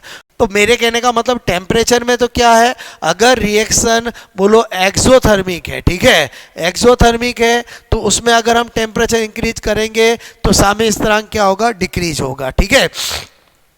अगर एंडोथर्मिक है तो आपसे मैं कह रहा हूँ उसमें टेम्परेचर इंक्रीज करेंगे तो इक्विलिब्रियम कांस्टेंट क्या होगा? इंक्रीज होगा। इसका मतलब हुआ इसके केस में बोलो इक्विलिब्रियम कांस्टेंट जो है वो आपका टेम्परेचर के क्या हो गया? इनवर्सली प्रोपोर्शनल, और इस केस में क्या हो गया? Directly proportional, clear. और अभिक्रिया को लिखने के तरीके में क्या है? अगर मैंने कहा A प्लस बी है, क्लियर, और आपसे मैं कहूँ C प्लस डी है और KC आपका ये है, और आपको C प्लस डी और A प्लस बी अगर उल्टा कर दिया जाए तो केसी चेंज होगा, और जो केसी चेंज होगा वो क्या हो जाएगा? बोलो आपसे मैं कह रहा हूं 1/KC कर देना, क्लियर। अगर अभिक्रिया उल्टी हुई तो इसको भी उल्टा कर देना है। दूसरा चेंज क्या है? A plus B change of C plus D है और ये KC है, और आपको लगता है किसी भी संख्या से मल्टीप्लाई कर दिया है तो आपसे मैं कहूँ आपको क्या करना है?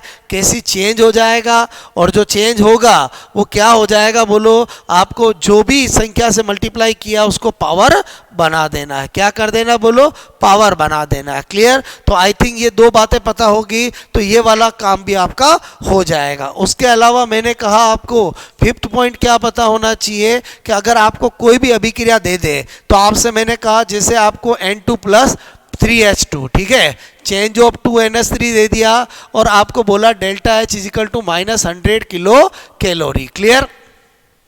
और आपको पूछा जाए बोलो आपसे मैं करूं इसमें दाब बढ़ाएंगे तो अभिक्रिया की दिशा क्या होगी? तो देखो दाब जब बढ़ाते हैं तो अभिक्रिया आपसे मैं कहूं हाई मोल, ठीक है, बोलो से बोलो किधर जाती है? लो मोल की तरफ जाती है, ठीक है। तो आपसे मैं कहूं अगर मैं दाब बढ़ाऊंगा तो मेरे को एक बात बताओ, इधर है 4 मोल, इधर है 2 मोल, तो अभिक्रिया की दिशा क्या होगी? अग्र दिशा होगी। क्या होगी? अग्र दिशा, क्लियर। अगर मैं बात करूं टेम्परेचर इंक्रीज करते हैं तो अभिक्रिया कैसी है?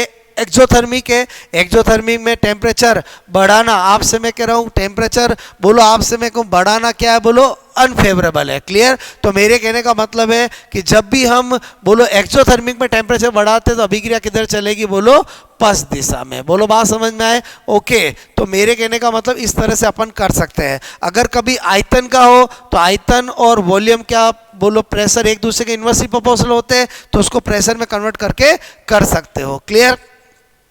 तो मेरे कहने का मतलब है ये केमिकल इक्विलिब्रियम अगर आपको याद है तो केमिकल इक्विलिब्रियम का काम आपका हो जाएगा। उसके बाद हम लेते हैं नंबर, आपसे मैं करूं फिफ्थ टॉपिक, आयनिक इक्विलिब्रियम। कौन सा लेते हैं? बोलो आयनिक इक्विलिब्रियम, ठीक है। आयनिक इक्विलिब्रियम की बात करते हैं तो आयनिक इक्विलिब्रियम में आपको आयनिक साम्य, आयनिक साम्य के अंदर आपको मेरे कहने का मतलब है कि सबसे पहले तो आपको एक चीज पक्का पता होना चाहिए, KSP। इसका रिकॉर्ड है सेकंड ग्रेड का, इससे क्वेश्चन पक्का आता ही है, आयनिक गुणनफल, ठीक है। आपसे मैं कह रहा हूं मैंने कहा आयनिक विलेयता गुणनफल क्या है? बोलो सोलेबिलिटी, बोलो सोलेबिलिटी प्रोडक्ट कांस्टेंट, ठीक है। सोलेबिलिटी क्या है? बोलो प्रोडक्ट मैंने कहा कांस्टेंट, ठीक है। बोले तो विलेयता गुणनफल, विलेयता गुणनफल, ठीक है। अब मैंने कहा इसके लिए आपको क्या पता होना चाहिए? 4 केस इसमें होते हैं। पहला AB टाइप का अगर मिले आपको तो AB टाइप के लिए KSP का फॉर्मूला होता है S², क्लियर। मैंने कहा अगर आपको AB2 या A2B मिले तो टाइप का अगर कोई इलेक्ट्रोलाइट मिलता है तो उसका KSP क्या होता है? बोलो 4S³, क्लियर। और मैंने कहा अगर आपको कभी मैंने कहा AB3 या A3B टाइप का मिलता है तो उसके लिए KSP का फॉर्मूला होता है 27S4। क्लियर। इसी तरह से मैंने आपसे कहा कि अगर आपको A2B3 या मैंने कहा A3B2 टाइप का मिलता है तो उसके लिए KSP का फॉर्मूला होता है 108S5। क्लियर। तो आपको ये फॉर्मूले याद होने चाहिए क्योंकि इन पे बेस लगभग हर बार क्वेश्चन आता है। डायरेक्ट पूछ सकते हैं, विलेयता देकर KSP की वैल्यू भी पूछ सकते हैं। क्लियर। तो सबसे पहला फंडा तो आपका ये क्लियर होना चाहिए आयनिक इक्विलिब्रियम में। उसके बाद क्लियर होना चाहिए पीएच का। क्लियर। क्योंकि पीएच का क्वेश्चन आ जाता है तो सिंपल सी बात है, पीएच इजिकल टू क्या होता है, माइनस log H प्लस होता है। क्लियर। बोलो आपसे मैं कहूँ पीएच की खोज जो है वो किसने की है, बोलो सोरेनसन ने की है। किसने की है, सोरेनसन ने। मैंने कहा इसकी परास जो होती है वो 0 से क्या होती है, 14 होती है। 1 आपसे मैं कहूँ 7 और 14, ये क्या होता है, उदासीन बिंदु होता है। ठीक है। और मैंने कहा न्यूट्रल पॉइंट होता है। इधर जाते हैं तो पीएच क्या होती है, डिक्रीज होती है, और इधर जाते हैं तो पीएच क्या होती है, इंक्रीज होती है। क्लियर। तो आपसे मेरे को पीएच डिक्रीज होने का मतलब है H प्लस क्या होता है, इंक्रीज होता है। क्लियर। इधर पीएच डिक्रीज होने का मतलब, इंक्रीज होने का मतलब है H प्लस क्या होता है, डिक्रीज होता है। क्लियर। और आपसे मैं करूं उसके अलावा क्या पता होना चाहिए, pH plus pOH equal to क्या होता है, 14 होता है। पीएच इजिकल टू क्या होता है, पीएच प्लस 14 होता है। क्लियर। ये थोड़ा सा आपको आइडिया होना चाहिए। उसके अलावा मैंने कहा इस टॉपिक के अंदर आपको तीसरी बात क्या पता होनी चाहिए, बफर सॉल्यूशन। ठीक है। क्या पता होनी चाहिए, बफर विलियन। आपसे मैं कहूँ बफर विलियन। ठीक है। बफर विलियन के बारे में पता होना चाहिए। अक्सर क्वेश्चन आ जाता है तो बफर विलियन क्या होता है, ऐसा विलियन जिसको किसी में डाल दे तो वो उसकी पीएच परिवर्तन का विरोध करता है। यानी ये क्या करता है, पीएच परिवर्तन आपसे मैं कहूँ का विरोध। ठीक है। बोलो आपसे करने वाला विलियन। ठीक है। उसको हम क्या कहते हैं, बोलो मैंने कहा बफर सॉल्यूशन। बोलो बफर सॉल्यूशन कैसे बनता है, तो मैंने कहा अगर इसके टाइप्स देखें तो एक होता है बोलो एसिडिक, बोलो बफर सॉल्यूशन। ठीक है। एसिडिक बफर सॉल्यूशन कैसे बनता है, तो मैंने कहा वीक एसिड लेना पड़ेगा। बोलो उसी वीक एसिड बोलो का किसी स्ट्रॉन्ग बेस के साथ सॉल्ट का क्या होना चाहिए, मिश्रण होना चाहिए। ठीक है। जैसे मैंने कहा कि CH3COH है और CH3COON है। कोई मुझे कहे कि ये एसिडिक बफर सॉल्यूशन है तो मैं कहूँगा हाँ बिल्कुल है। ठीक है। इसी तरह से मैंने कहा एक होता है बेसिक बफर सॉल्यूशन। ठीक है। तो बेसिक बफर सॉल्यूशन कैसे बनता है, तो वीक बेस होना चाहिए और उसी वीक बेस का बोलो किसी स्ट्रॉन्ग एसिड के साथ क्या होना चाहिए, सॉल्ट होना चाहिए। जैसे मैं आपसे कहूँ कि मैंने लिखा NH4OH प्लस आपसे मैं कहूँ NH4Cl। कोई मुझे कहे ये क्या बेसिक बफर सॉल्यूशन का एग्जांपल है, मैं कहूँगा बिल्कुल 100% है। वीक बेस है, उसी वीक बेस का किसी वीक स्ट्रॉन्ग एसिड के साथ क्या है, बोलो आपका सॉल्ट है। क्लियर। तो अगर आपको ये जो मैंने बातें बताई है इतना पता है, आपका काम हो जाएगा। मेरी बात समझ में आए, बोलो ओके। हमने 5 टॉपिक स्टडी कर लिए हैं। पहला केमिकल काइनेटिक, दूसरा इलेक्ट्रोकेमिस्ट्री, तीसरा सॉल्यूशन, चौथा केमिकल इक्विलिब्रियम, पांचवा आयनिक इक्विलिब्रियम। क्लियर। नंबर 6 पे आते हैं। आपसे मेरे को स्टेट ऑफ मैटर। ठीक है। स्टेट ऑफ मैटर, मेरे कहने का मतलब स्टेट ऑफ मैटर में क्या होता है, बहुत ज़्यादा वर्सिलिटी होती है। बिकॉज इसके अंदर बोलो मैंने कहा सॉलिड स्टेट भी आता है, बोलो लिक्विड स्टेट भी आता है और गैसेस स्टेट भी आता है। क्लियर। तो मेरे कहने में सॉलिड स्टेट के अंदर आपको क्या पता होना चाहिए, मैंने कहा आपको क्यूबिक क्रिस्टल, किसका नॉलेज होना चाहिए, क्यूबिक क्रिस्टल। ठीक है। तो आपसे मेरे को क्यूबिक क्रिस्टल 3 तरह के होते हैं। एक SCC बोलो, एक मैंने कहा बोलो BCC और एक मैंने कहा कौन सा, बोलो FCC। ठीक है। फेस सेंटर, बॉडी सेंटर और बोलो आपसे सिंपल क्यूबिक क्रिस्टल। अवयवीय कण की बात करें तो आपसे मैं कहूँ इसमें केवल कोने पर, बोलो आपसे मैं करूँ इसमें बोलो कोने के साथ मैंने कहा बोलो घन के केंद्र पर। ठीक है। और इसमें बोलो कोने के साथ बोलो मैंने कहा प्रत्येक, मैंने कहा फलक। ठीक है। फलक के केंद्र पर। क्लियर? ओके। उसके अलावा दूसरी बात क्या पता होनी चाहिए, मैंने कहा इसमें अवयव कणों की संख्या, ठीक है, संख्या देखें अवयव कणों की, बोलो अवयव आपसे मेरे को ये तो पोजीशन बताई, अवयव कणों की क्या बताई मैंने, स्थिति बताई। संख्या की बात करूं, बोलो आपसे मैं कह रहा हूं तो इसमें कितना होता है 1, इसमें कितना होता है 2, इसमें कितने होते हैं 4, डायरेक्ट पूछ लिया जाता है।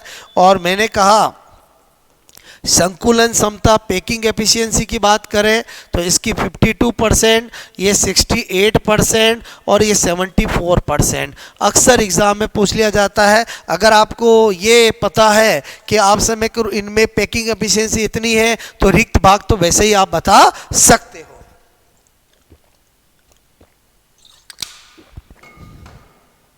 ओके तो आपको एक तो स्टेट ऑफ मैटर के अंदर सॉलिड स्टेट में एक तो आपको ये पता होना चाहिए।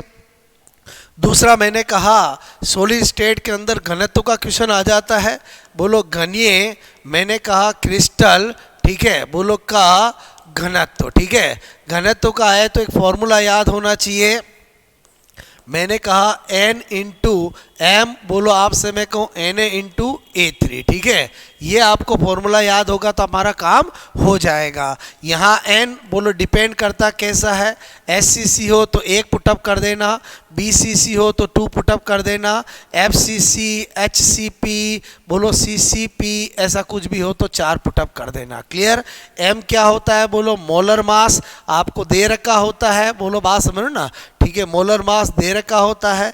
ये आपकी आवोगाड्रो संख्या हो गई, आवोगाड्रो आपसे मैं कह रहा हूं, मैंने कहा संख्या, ठीक है, और ए क्यू क्या हो गया, बोलो वॉल्यूम ऑफ क्यूब हो गया। ठीक है, तो मेरे कहने का मतलब न्यूमेरिकल क्वेश्चन आता है, बस यहाँ पर एक ही चीज़ ध्यान रखनी होती है कि कैलकुलेशन आपकी स्ट्रांग होनी चाहिए, मतलब अप्रोक्सीमेटली आंसर निकाल कर टिक करना आना चाहिए। क्लियर? उसके अलावा मैंने कहा तीसरी बात आपको पता होनी चाहिए एरर की, पॉइंट डिफेक्ट के बारे में। क्लियर? किसके बारे में? Point defect. और पॉइंट डिफेक्ट में 2 पॉइंट डिफेक्ट पता होना चाहिए, एक मैंने कहा शॉर्ट की, बोलो आपसे मैं करूँ त्रुटि, और एक मैंने कहा फ्रैंकल त्रुटि। कौन सी त्रुटि बोलो? एक शॉर्ट की त्रुटि और एक कौन सी बोलो? फ्रैंकल त्रुटि। क्लियर? शॉर्ट की त्रुटि में तो क्या होता है, बोलो आपसे मैं करूँ पॉजिटिव एंड नेगेटिव आयन जो है वो आपसे क्रिस्टल सिस्टम से क्या हो जाता है, तंत्र से बोलो बाहर, बात समझ में आए, बोलो निकलता है। ठीक है, निकल जाता है। क्लियर? और इसमें क्या होता है, बोलो आपसे मैं कहूँ पॉजिटिव आयन, आपसे मैं कह रहा हूँ, मैंने कहा बोलो अंतराली स्थानों में, ठीक है, अंतराली स्थानों आपसे मैं कह रहा हूँ में बोलो चला जाता है। ठीक है, तो मेरे कहने का मतलब है कभी भी पूछा जाए कि इसमें घनत्व क्या होगा, तो हम इसमें घनत्व का क्या बोलेंगे, कम होगा। क्यों? क्योंकि घनत्व क्या होता है, मास डिवाइड बाय वॉल्यूम। अगर आपके 2 आयन चले गए हैं तो मास घटेगा तो घनत्व भी घटेगा। लेकिन इसमें जो डेंसिटी का पूछे, इस वाले त्रुटि में क्या होगा, अपरिवर्तित। आपसे मैं कहूँ क्या होगा, अपरिवर्तित। क्लियर? मेरी बात समझ में आए, बोलो। और AGBR आपसे मैं कहूँ ऐसा है जिसके अंदर ये वाली त्रुटि भी होती है और ये वाली त्रुटि होती है, अक्सर ये एग्जाम में पूछा जाता है। बाकी तो आपको मैं कहूँ NaCl में ये वाली और मैंने कहा AgCl में ये वाली, बात समझ में आए। तो मैंने आपको सॉलिड स्टेट टॉपिक के अंदर बोलो आपको मैंने 3 चीज़ें बताई है, अगर ये आपको पता है तो आपका काम हो जाएगा। मैंने कहा आपको लिक्विड स्टेट की बात करें तो लिक्विड स्टेट में तो आपको ज़्यादा कुछ याद रखने की ज़रूरत नहीं है। एक तो आपको पृष्ठ तनाव, आपसे मेरे को सरफेस टेंशन जो होता है वो लिक्विड का गुण है। मैंने कहा श्यानता, बोलो वो लिक्विड का गुण है। मैंने कहा आपको वाष्प दाब, ये लिक्विड का गुण है। क्लियर? तो ये आपको आपसे ये वेपर प्रेशर है और ये आपसे मैं कहूँ विस्कोसिटी है। ठीक है, और आपसे मैं कहूँ ये कौन है, बोलो सरफेस टेंशन है। सबसे मेन चीज़ है, एग्जाम में पूछा जाता है कि बोलो आपसे मैं कहूँ जब भी टेम्परेचर इंक्रीज करते हैं तो आपको पता होना चाहिए सरफेस टेंशन, आपसे मैं करूँ ये भी क्या होगा, बोलो डिक्रीज होगा, और विस्कोसिटी भी क्या होगी, बोलो डिक्रीज होगी। बात समझ में आए, बोलो ओके। और वेपर प्रेशर हमेशा किसका होता है, ओनली वॉलेटाइल लिक्विड, आपसे मैं केवल वाष्पशील, आपसे मैं कहूँ वाष्पशील बोलो द्रव, ठीक है, का मैंने कहा गुण होता है। ठीक है, केवल किसका गुण होता है बोलो, वाष्पशील द्रव का गुण होता है। उसके बाद आपसे मैं कहूँ, मैंने कहा गैसियस स्टेट की बात करें तो गैसियस स्टेट के अंदर आपको क्या पता होना चाहिए, एक तो गैसियस लो पता होना चाहिए, बोलो गैसियस लो पता होना चाहिए। और आप सब जानते हो एक किसका नियम होता है, बोलो बॉयल का नियम होता है। बोलो किसका नियम होता है, बॉयल का नियम होता है। एक किसका होता है, बोलो चार्ल्स का नियम होता है। किसका नियम होता है, बोलो चार्ल्स का होता है। एक आपसे मैं कहूँ गै-लुसाक का नियम होता है। ओके, और आपसे मैं कहूँ एक आवोगाद्रो का नियम होता है। ठीक है, किसका नियम होता है, बोलो आपसे मैं कहूँ गाद्रो का नियम होता है। क्लियर। तो बॉयल के नियम में क्या कांस्टेंट रहता है, ताप मैंने कहा क्या रहता है, नियत। ठीक है, तो आपसे मैं कह रहा हूँ चार्ल्स में क्या रहता है, दाब यानी प्रेशर क्या रहता है, नियत। आपको ये पता होगा तो काम हो जाएगा। गै-लुसाक में क्या रहता है, बोलो आयतन मतलब वॉल्यूम क्या रहता है, बोलो मैंने कहा नियत रहता है। क्लियर। और आवोगाद्रो के अंदर हम जानते हैं कि V directly proportional to N, तो P और T क्या रहता है इसमें, बोलो आपसे मैं कहूँ कांस्टेंट, बोलो नियत आपसे मैं कहूँ रहते हैं। क्लियर। तो अगर आपको सबसे पहले गैसियस स्टेट के अंदर ये बात बहुत अच्छे से पता होनी चाहिए। उसके अलावा मैंने कहा आपको क्या पता होना चाहिए, आदर्श गैस समीकरण। आपसे मैं कह रहा हूँ आइडियल, बोलो आदर्श मैंने कहा गैस समीकरण। ठीक है, सब जानते हैं कि बोलो क्या होती है, बोलो PV is equal to nRT। क्या होती है, बोलो PV is equal to nRT। और यहाँ पर बोलो मैंने कहा PV इज इक्वल टू जो nRT होती है, बोलो आपसे मैं कहूँ मैंने कहा आदर्श बोलो गैस मैंने कहा समीकरण। ठीक है, आदर्श गैस समीकरण PV is equal to nRT। ठीक है, तो R जो है वो क्या है, बोलो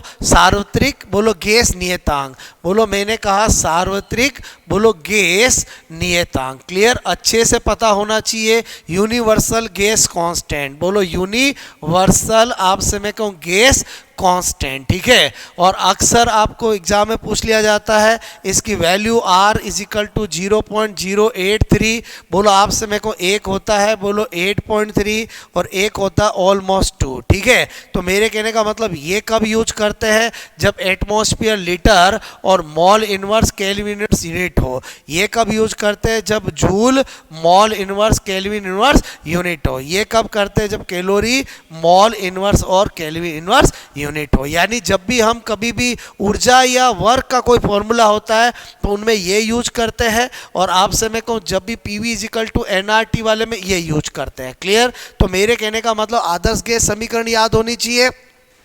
उसके बाद मैंने कहा आपको तीसरा फंडा होना चाहिए वास्तविक गैस। ठीक है, तो मेरे कहने का मतलब अक्सर एग्जाम में आता है कि कब वास्तविक गैस आदर्श गैस की तरह बिहेवियर करेगी और कब विचलन दर्शाएगी। तो मैंने कहा आदर्श बोलो गैस के आपसे की तरह बोलो मैंने कहा व्यवहार बोलो आपसे दर्शाने।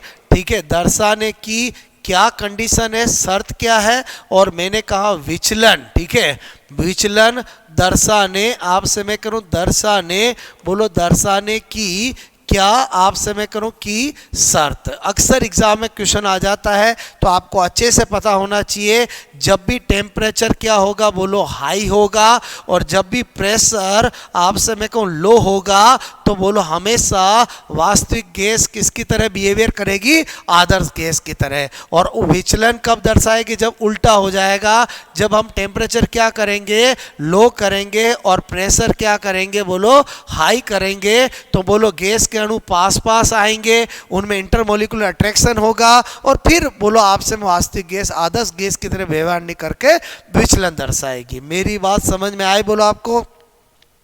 तो मेरे कहने का मतलब है कि आपको स्टेट ऑफ मैटर भी टॉपिक समझ में आया होगा। क्लियर, हमने अभी 6 चैप्टर हम पढ़ चुके हैं, नेक्स्ट हम 7 पढ़ने जा रहे हैं। बोलो मेरे कहने का मतलब मैंने लिखा है एटॉमिक स्ट्रक्चर। ठीक है, देखो एटॉमिक स्ट्रक्चर टॉपिक अपने आप में वेरी वेरी इंपॉर्टेंट। आपसे मेरे को 2 से 3 क्वेश्चन तो आपके पक्का आएंगे। क्लियर, और इसके अंदर आपको सबसे पहले तो बोर मॉडल आपको अच्छे से आना चाहिए। बोलो मैंने कहा कहा इसलिए इंपॉर्टेंट हो जाता है क्योंकि फिजिक्स में भी क्वेश्चन बनते हैं और केमिस्ट्री में भी क्वेश्चन बनते हैं। बोर मॉडल के अंदर आपको रेडियस पता होनी चाहिए 0.529, बोलो n स्क्वायर अपॉन जेड। मैंने कहा हमेशा एंगस्ट्रॉन में आपको पता होना चाहिए कि एटम जो होता है कि रेडियस जो है वो किस ऑर्डर की होती है, बोलो एंगस्ट्रॉन ऑर्डर की। और जो न्यूक्लियस होता है कि रेडियस जो होती है वो हमेशा किसकी ऑर्डर की होती है, बोलो फर्मी मीटर, आप समय को की ऑर्डर की होती है। क्लियर।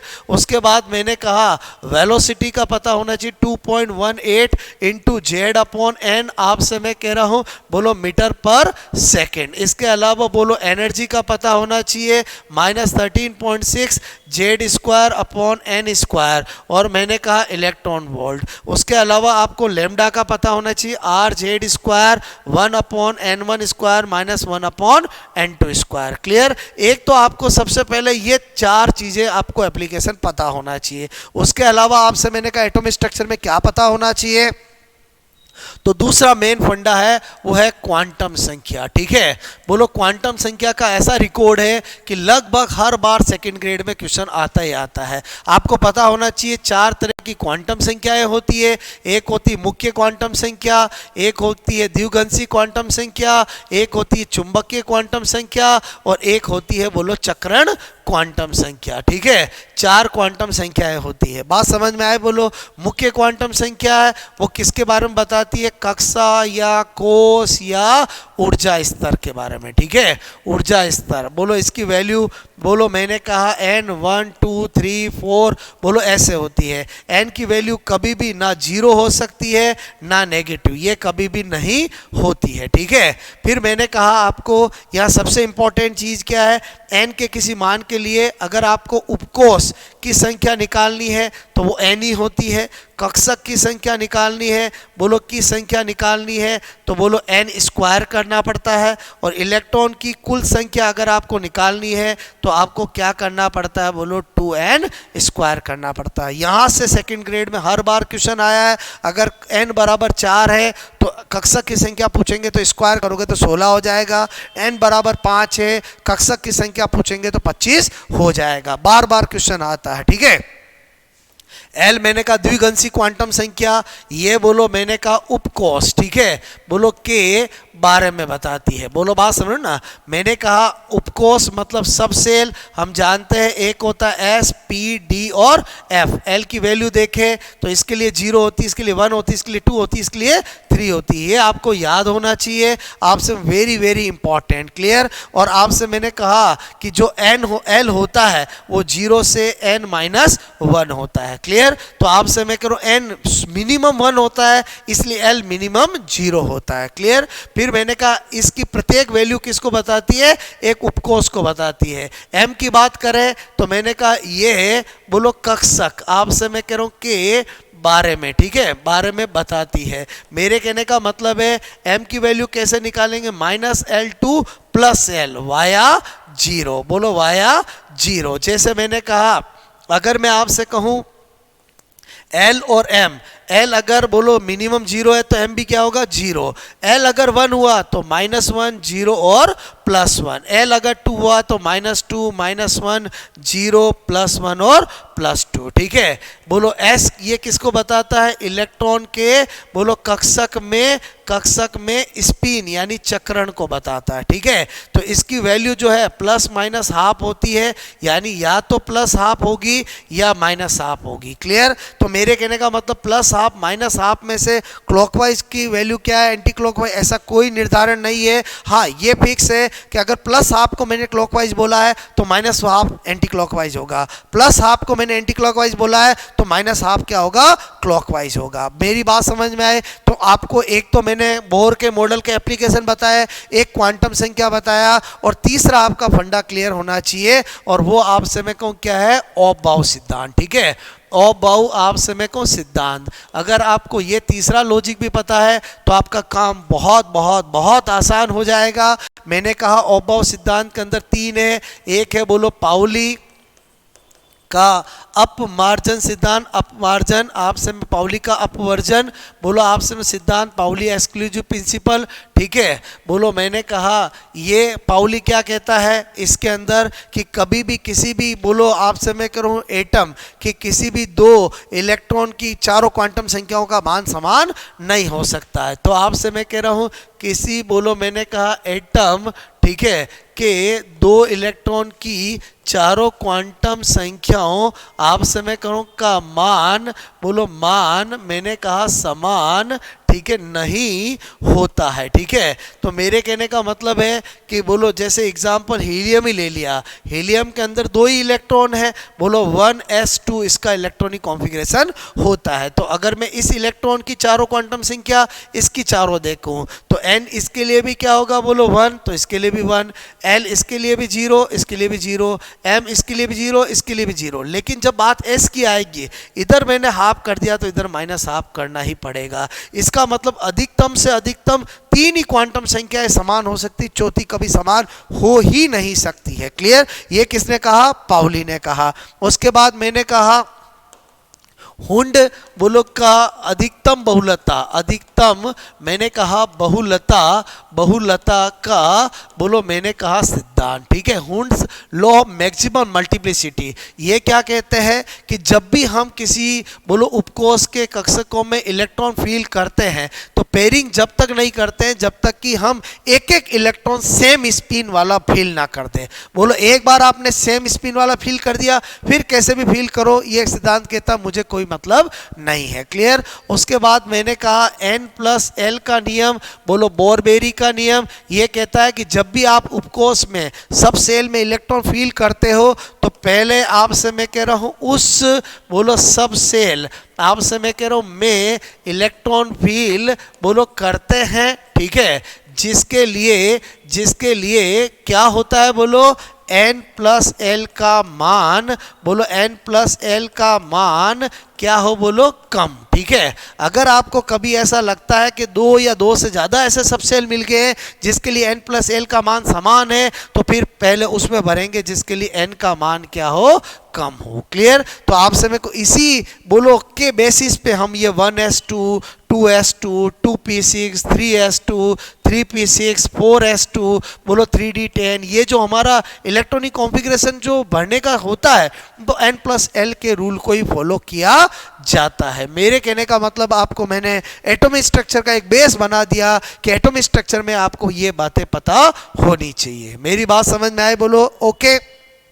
अच्छा, अब आपसे मैं कह रहा हूँ हमने बोलो आपसे मैं कह रहा हूँ हमने केमिकल काइनेटिक पढ़ा, इलेक्ट्रोकेमिस्ट्री पढ़ा, सॉल्यूशन पढ़ा, केमिकल इक्विलिब्रियम पढ़ा, आयनिक इक्विलिब्रियम पढ़ा, स्टेट ऑफ मैटर पढ़ा, और आपसे मैं कह रहा हूँ मैंने आपको क्या बताया, एटॉमिक स्ट्रक्चर बताया। अब आपको मैं बता रहा हूँ केमिकल बॉन्डिंग। क्या बता रहा हूँ? बोलो केमिकल बॉन्डिंग, ठीक है। मैंने कहा बहुत इंपॉर्टेंट टॉपिक है chemical bonding. Chemical bonding topic में क्या होता है कि आपसे मैं करूँ सबसे पहले तो आपको क्या पता होना चाहिए कि नंबर 1 आपसे मैंने कहा अतिव्यापन के बारे में पता होना चाहिए। किसके बारे में? अतिव्यापन, ओवर मैंने कहा लैपिंग, ठीक है। और आपको पता होना चाहिए कि जो अतिव्यापन होता है इसी से क्या होता है, सिग्मा और पाई बॉन्ड का क्या होता है, निर्माण होता है। क्लियर? 3 तरह के, अच्छा अतिव्यापन में केवल बोलो कौन भाग लेते हैं, केवल अयुग्मित, आपसे मैं कह रहा हूं अनपेड बोलो कक्षक आपसे मैं कह रहा हूं भाग लेते हैं, ठीक है, और कोई दूसरे कक्षक भाग नहीं लेते हैं। ये कितने टाइप का होता है? 3 टाइप का होता है। एक आपसे मैंने कहा SS बोलो SS ओवरलैपिंग, एक होता है SP और एक क्या होता है PP। तो इससे भी क्या होता है, बोलो सिग्मा बॉन्ड ही बनता है, ठीक है, का ही निर्माण होता है। बोलो एग्जाम्पल बताऊं तो H2 हो गया। क्लियर? इससे भी क्या होता है, बोलो सिग्मा बॉन्ड का ही निर्माण होता है। एग्जाम्पल लूं तो HF हो गया। क्लियर? लेकिन जो PP होता है फिर 2 तरह का होता है, एक होता है समाक्षी और एक सम। आपसे मैं कह रहा हूं एक मैंने कहा बोलो आपसे मैं कह रहा हूं एक तो होता है एक तो सम पार्श्विक, बोलो सम मैंने कहा पार्श्विक, ठीक है, और एक होता है समाक्षीय। बोलो बात समझ ना, ठीक है। तो मेरे कहने का मतलब है इसमें भी क्या होता है, बोलो मैंने कहा केवल मैंने कहा सिग्मा बॉन्ड, ठीक है, का निर्माण। जैसे मैंने कहा इसमें एग्जांपल ले सकता हूं मैं, बोलो F2 ले लिया। लेकिन जो आइसोलेटरल होता है, क्या होता है बोलो, आइसोलेटरल, ओके, इसमें क्या होता है, सिग्मा एंड पाई बॉन्ड दोनों का निर्माण, ठीक है, दोनों। इसका मतलब हुआ पाई बॉन्ड का निर्माण तो केवल इसी वाले में होता है, बाकी में तो क्या होता है, सिग्मा बॉन्ड का ही होता है। और जब भी पाई बनेगा तो साथ में सिग्मा बनेगा ही बनेगा। इसीलिए आपने देखा होगा कि जो O2 है उसमें बोलो आपसे मैं कह रहा हूं, बोलो एक सिग्मा बॉन्ड है और एक पाई बॉन्ड है। आपसे मैं कह रहा हूं N2 है, तो आपको पता होना चाहिए N के अंदर बोलो आपसे एक सिग्मा है और दो पाई बॉन्ड है। एसिटिलीन है तो इसमें भी एक सिग्मा और दो पाई बॉन्ड है। बात समझ में, बॉन्ड चाहे सिग्मा हो या पाई बॉन्ड हो, एक बॉन्ड का निर्माण हमेशा दो इलेक्ट्रॉन की शेयरिंग से होता है। क्लियर, ये हमें अतिव्यापन बताता है। बात समझ में है। उसके बाद मैंने कहा दूसरी चीज हमें संकरण पता होनी चाहिए। क्या पता होनी चाहिए, हाइब्रिडाइजेशन, ठीक है। और संकरण इतना इंपॉर्टेंट लॉजिक है कि उससे पक्का एक क्वेश्चन आता है। और आपसे मैं हमेशा एक ब्रह्मास्त्र देता हूं जिसका यूज करके आप किसी का संकरण निकाल सकते हो। तो वो ट्रिक क्या है बोलो आपसे मैं कहूं, मैंने कहा 1/2, मैंने कहा आउटर मॉस, आपसे मैं कहूं इलेक्ट्रॉन इन सेंटर एटम, ठीक है, इन सेंटर एटम, बाह्यतम कोश के अंदर इलेक्ट्रॉन की संख्या प्लस बोलो मोनोवेलेंट, आपसे मैं कहूं मोनोवेलेंट बोलो एटम, आपसे मैं कह रहा हूं नंबर ऑफ मोनोवेलेंट एटम बोलो मैंने कहा बोलो प्लस नेगेटिव, आपसे मैं करूं मैंने कहा नेगेटिव बोलो आपसे मैं करूं चार्ज, ठीक है, ऑफ आयन, ठीक है।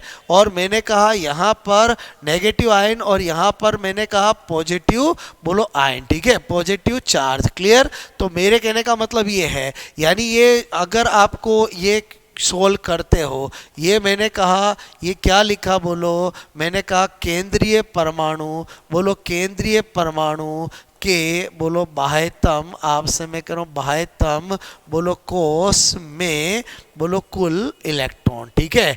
ये क्या है, एक संयोजी बोलो आपसे मैं कहूं परमाणु, ठीक है। एक संयोजी परमाणु का मतलब हाइड्रोजन और हेलोजन हो तो जोड़ना है, बाकी नहीं गिनना है। Negative charge positive charge, negative का जो भी चार्ज का मैग्नीट्यूड होगा उसको जोड़ना है, पॉजिटिव का घटाना है। अगर आप इसको सोल्व करते हो, अगर रिजल्ट आपका सपोज दैट 2 आता है तो संकरण क्या होगा, sp, 3 आता तो क्या होगा sp2, 4 आता तो क्या होगा sp3, 5 आता तो क्या होगा sp3d, 6 आता है तो क्या होगा बोलो sp3d2, अगर 7 आता है तो क्या होगा बोलो sp3d3 होगा। क्लियर, मेरी बात समझ में आई बोलो। जैसे अपन कुछ एग्जांपल प्रैक्टिस कर लेते हैं। जैसे मैंने कहा CH4 है, इसमें मुझे संकरण निकालना है, तो कार्बन के बाह्यतम कोश में कितने होते हैं बोलो मैंने कहा 4 होते हैं। एक संयोजी हाइड्रोजन कितने हैं, 4 है। धनायन ऋणायन है नहीं, 4 और 4 8 हुआ, 8 का आधा 4 किया तो क्या हो गया बोलो sp3 हो गया। जैसे मैंने कहा मुझे H2O का निकालना है। क्लियर, केंद्रीय परमाणु कौन है बोलो ऑक्सीजन है, बाह्यतम कोश में कितने 6 है। एक संयोजी हाइड्रोजन कितने हैं 2 है। धनावेश ऋणावेश है नहीं, 6 और 2 कितना हुआ 8, 8 का आधा कितना हुआ 4, 4 का कितना हो गया sp3 हो गया। क्लियर, सपोज दैट मुझे आपसे मैं कहूँ CO2 का निकालना है, तो मैंने कहा कार्बन में कितने हैं बोलो आपसे कार्बन में कितने हैं बोलो 4 है। एक संयोजी हाइड्रोजन हेलोजन है नहीं, धनायन ऋणायन है नहीं, 4 का आधा 2 हुआ, 2 का मतलब क्या हो गया sp हो गया। क्लियर, मैंने कहा सपोज दैट HCF2 है, इसका निकालना है, तो मैंने कहा जिनोन में कितने होते हैं 8 होते हैं।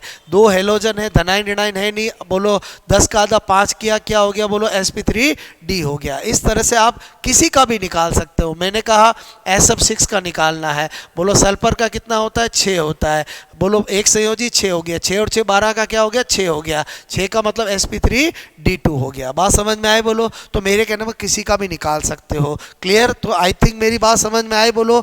अब मैंने कहा ऐसे हमारा एक और टॉपिक है जिसका नाम है मॉलिक्यूलर स्ट्रक्चर, ठीक है। और इसमें मेन चीज है बोलो क्या, MOT। MOT मतलब मॉलिक्यूलर, आपसे मैं कहूँ ऑर्बिटल थ्योरी, ठीक है, मॉलिक्यूलर ऑर्बिटल थ्योरी, अणु कक्षक सिद्धांत। और ये थ्योरी बहुत इंपॉर्टेंट है बिकॉज इससे पक्का क्वेश्चन आता है। मेरे कहने का मतलब है कि आपको पता होना चाहिए कि थ्योरी जो है वो डाई एटॉमिक आपसे मेरे को मॉलिक्यूल, ठीक है, बोलो डाई एटॉमिक मॉलिक्यूल पर मैंने कहा लागू होती है, ठीक है, लागू होती है। डाई एटॉमिक मॉलिक्यूल का मतलब हो गया कि आपसे मेरे को N2 हो सकता है, O2 हो सकता है, F2 हो सकता है, बोलो H2 हो सकता है, C2 हो सकता है, B2 हो सकता है, एटसेट्रा। ये तो एक समान हो गए। बोलो या मैंने कहा NO हो सकता है, बोलो आपसे CN हो सकता है, बोलो NO प्लस हो सकता है, NO माइनस हो सकता है, बोलो आपसे BF हो सकता है, बोलो BN हो सकता है, एटसेट्रा, ठीक है। तो इन पे लागू होती है। और एग्जाम में क्वेश्चन आता है आपका बॉन्ड ऑर्डर का। किसका आता है? बॉन्ड ऑर्डर का। तो मेरे कहने का मतलब है कि इसमें आपको जब भी बॉन्ड ऑर्डर निकालना है तो आपको फॉर्मूला यूज करना है 1/2 NB माइनस NA। क्लियर? तो आपसे मेरे को ये फॉर्मूला याद होना चाहिए, काम हो जाएगा। NB का मतलब होता है बंधित, आपसे मैं कह रहा हूं, मैंने कहा कक्षकों, ठीक है, में बोलो कुल आपसे मेरे को इलेक्ट्रॉन। और Na का मतलब होता है प्रतिबंधित, एंटी बॉन्डेड, ये बॉन्डेड और एंटी, प्रतिबंधित आपसे मैं कहूँ कक्षकों, ठीक है, में बोलो मैंने कहा कुल इलेक्ट्रॉन, ठीक है। तो आपसे मैं कुछ प्रैक्टिस कर लेते हैं। जैसे मैंने कहा आपको पूछा जाए कि N2 में बोलो बॉन्ड ऑर्डर, ठीक है, बॉन्ड ऑर्डर कैसे कर सकते हैं? मैंने कहा सबसे पहले आपको पता होना चाहिए कि बोलो जो N है, बोलो आपसे मैं कह रहा हूँ N के अंदर आपको पता होना चाहिए कि N के अंदर बोलो P के अंदर कितने होते हैं, बोलो 3। तो आपसे 3 और 3 6। तो मेरे कहने का मतलब है जब भी आप ऐसा फील करते हो तो 1 2 3 4 5 6 ये बॉन्डेड होते हैं, और आपसे मैं कह रहा हूँ बोलो ये क्या होते हैं, एंटी बॉन्डेड होते हैं। क्लियर? तो अगर आपका 6 ही संख्या आती है तो आप क्या कर सकते हो, बोलो डायरेक्ट आपसे मैं करूँ मल्टीप्लाई कर के बोलो क्या कर सकते हो, बोलो 3 निकाल सकते हो। ऊपर जाएंगे तो पहले जितने ये हो उनमें से घटा करके फिर आपको बोलो हाफ से डिवाइड करना है। क्लियर? मेरे कहने का मतलब है आपसे मैं कह रहा हूं अगर यदि आपको लगता है कि ए युग्मित इलेक्ट्रॉन, ठीक है, ए युग्मित इलेक्ट्रॉन उपस्थित, तो बोलो वो कैसा होगा, डायटोमिक मॉलिक्यूल पैरामैग्नेटिक होगा। कैसा होगा? पैरामैग्नेटिक, ठीक है, अनुचुंबकीय होगा। क्या होगा? बोलो अनुचुंबकीय। एक्चुअली ये जो थ्योरी है वो सबसे पहले आई इसलिए थी क्योंकि जो O2 है, बोलो आपसे मैं को O2 है वो अनुचुंबकीय होता, कोई समझा ही नहीं पा रहा था। फिर आपने क्या देखा कि बोलो एक ऑक्सीजन के अंदर P में कितने होते हैं, देखो 1s2 2s2 2p4, तो P में कितने हुए 4। तो आपसे मैं कह रहा हूँ ये मैंने कहा, तो मैंने कहा एक ऑक्सीजन में 4 है तो 2 ऑक्सीजन में 8 होंगे। तो देखो 1 2 3 4 5 6 7 और 8। बात समझ में आए? तो मेरे कहने का मतलब है इसमें ये युग्मित हुए, तो अगर बॉन्ड ऑर्डर निकालना है तो क्या करेंगे, 1/2 6 माइनस 2 बोलो 1/2 बोलो 4 और कितना हो गया 2 हो गया। और ये कैसा होगा, बोलो अनुचुंबकीय होगा। कैसा होगा? अनुचुंबकीय। मेरी बात समझ में आई? बोलो आपको पैरामैग्नेटिक होगा। क्लियर? तो इस तरह से आपको ये MOT बहुत क्लियर होने चाहिए। और आपसे मेरे को अगर आपको कभी डायटोमिक का बॉन्ड ऑर्डर 0 मिलता है इसका मतलब उसका कोई अस्तित्व नहीं है। जैसे मैं आपसे कहूं कि ये मैंने हीलियम 2 है। क्लियर? तो मैंने कहा हीलियम के अंदर बोलो आपसे मैं कह रहा हूं 1s2, ठीक है, तो मैंने कहा मैं इसमें फील करूंगा तो सिग्मा s और सिग्मा स्टार, सिग्मा 1s और सिग्मा आपसे मैं स्टार 1s, इसमें बोलो 2 और 2, आप हीलियम में भी 2 है और एक हीलियम में भी क्या है 2 है, तो 4 इलेक्ट्रॉन भर दूंगा। तो मैंने कहा बोलो बॉन्ड ऑर्डर निकालूंगा, तो मैंने कहा 2 माइनस 2, तो बोलो 0 में किसी का डिवाइड करूंगा 0, इसका मतलब इसका कोई अस्तित्व नहीं है। क्लियर? तो आई थिंक आपने समझा। बोलो मैंने आपको 9 टॉपिक पढ़ा चुका हूं और एक अब लास्ट आपको मैं 10 यूनिट जिसका नाम है बोलो कोऑर्डिनेशन कंपाउंड। ठीक है, क्या है बोलो कोऑर्डिनेशन कंपाउंड, आप समय को उसके बारे में बता देता हूं। वेरी वेरी वेरी इंपॉर्टेंट लगा लो, कम से कम 3 क्वेश्चन तो आपके एग्जाम में आएंगे। क्लियर? और इसमें आपसे मैं कह रहा हूं सबसे पहले आपको क्या पता होना चाहिए, कोऑर्डिनेशन नंबर निकालना आना चाहिए। क्या आना चाहिए?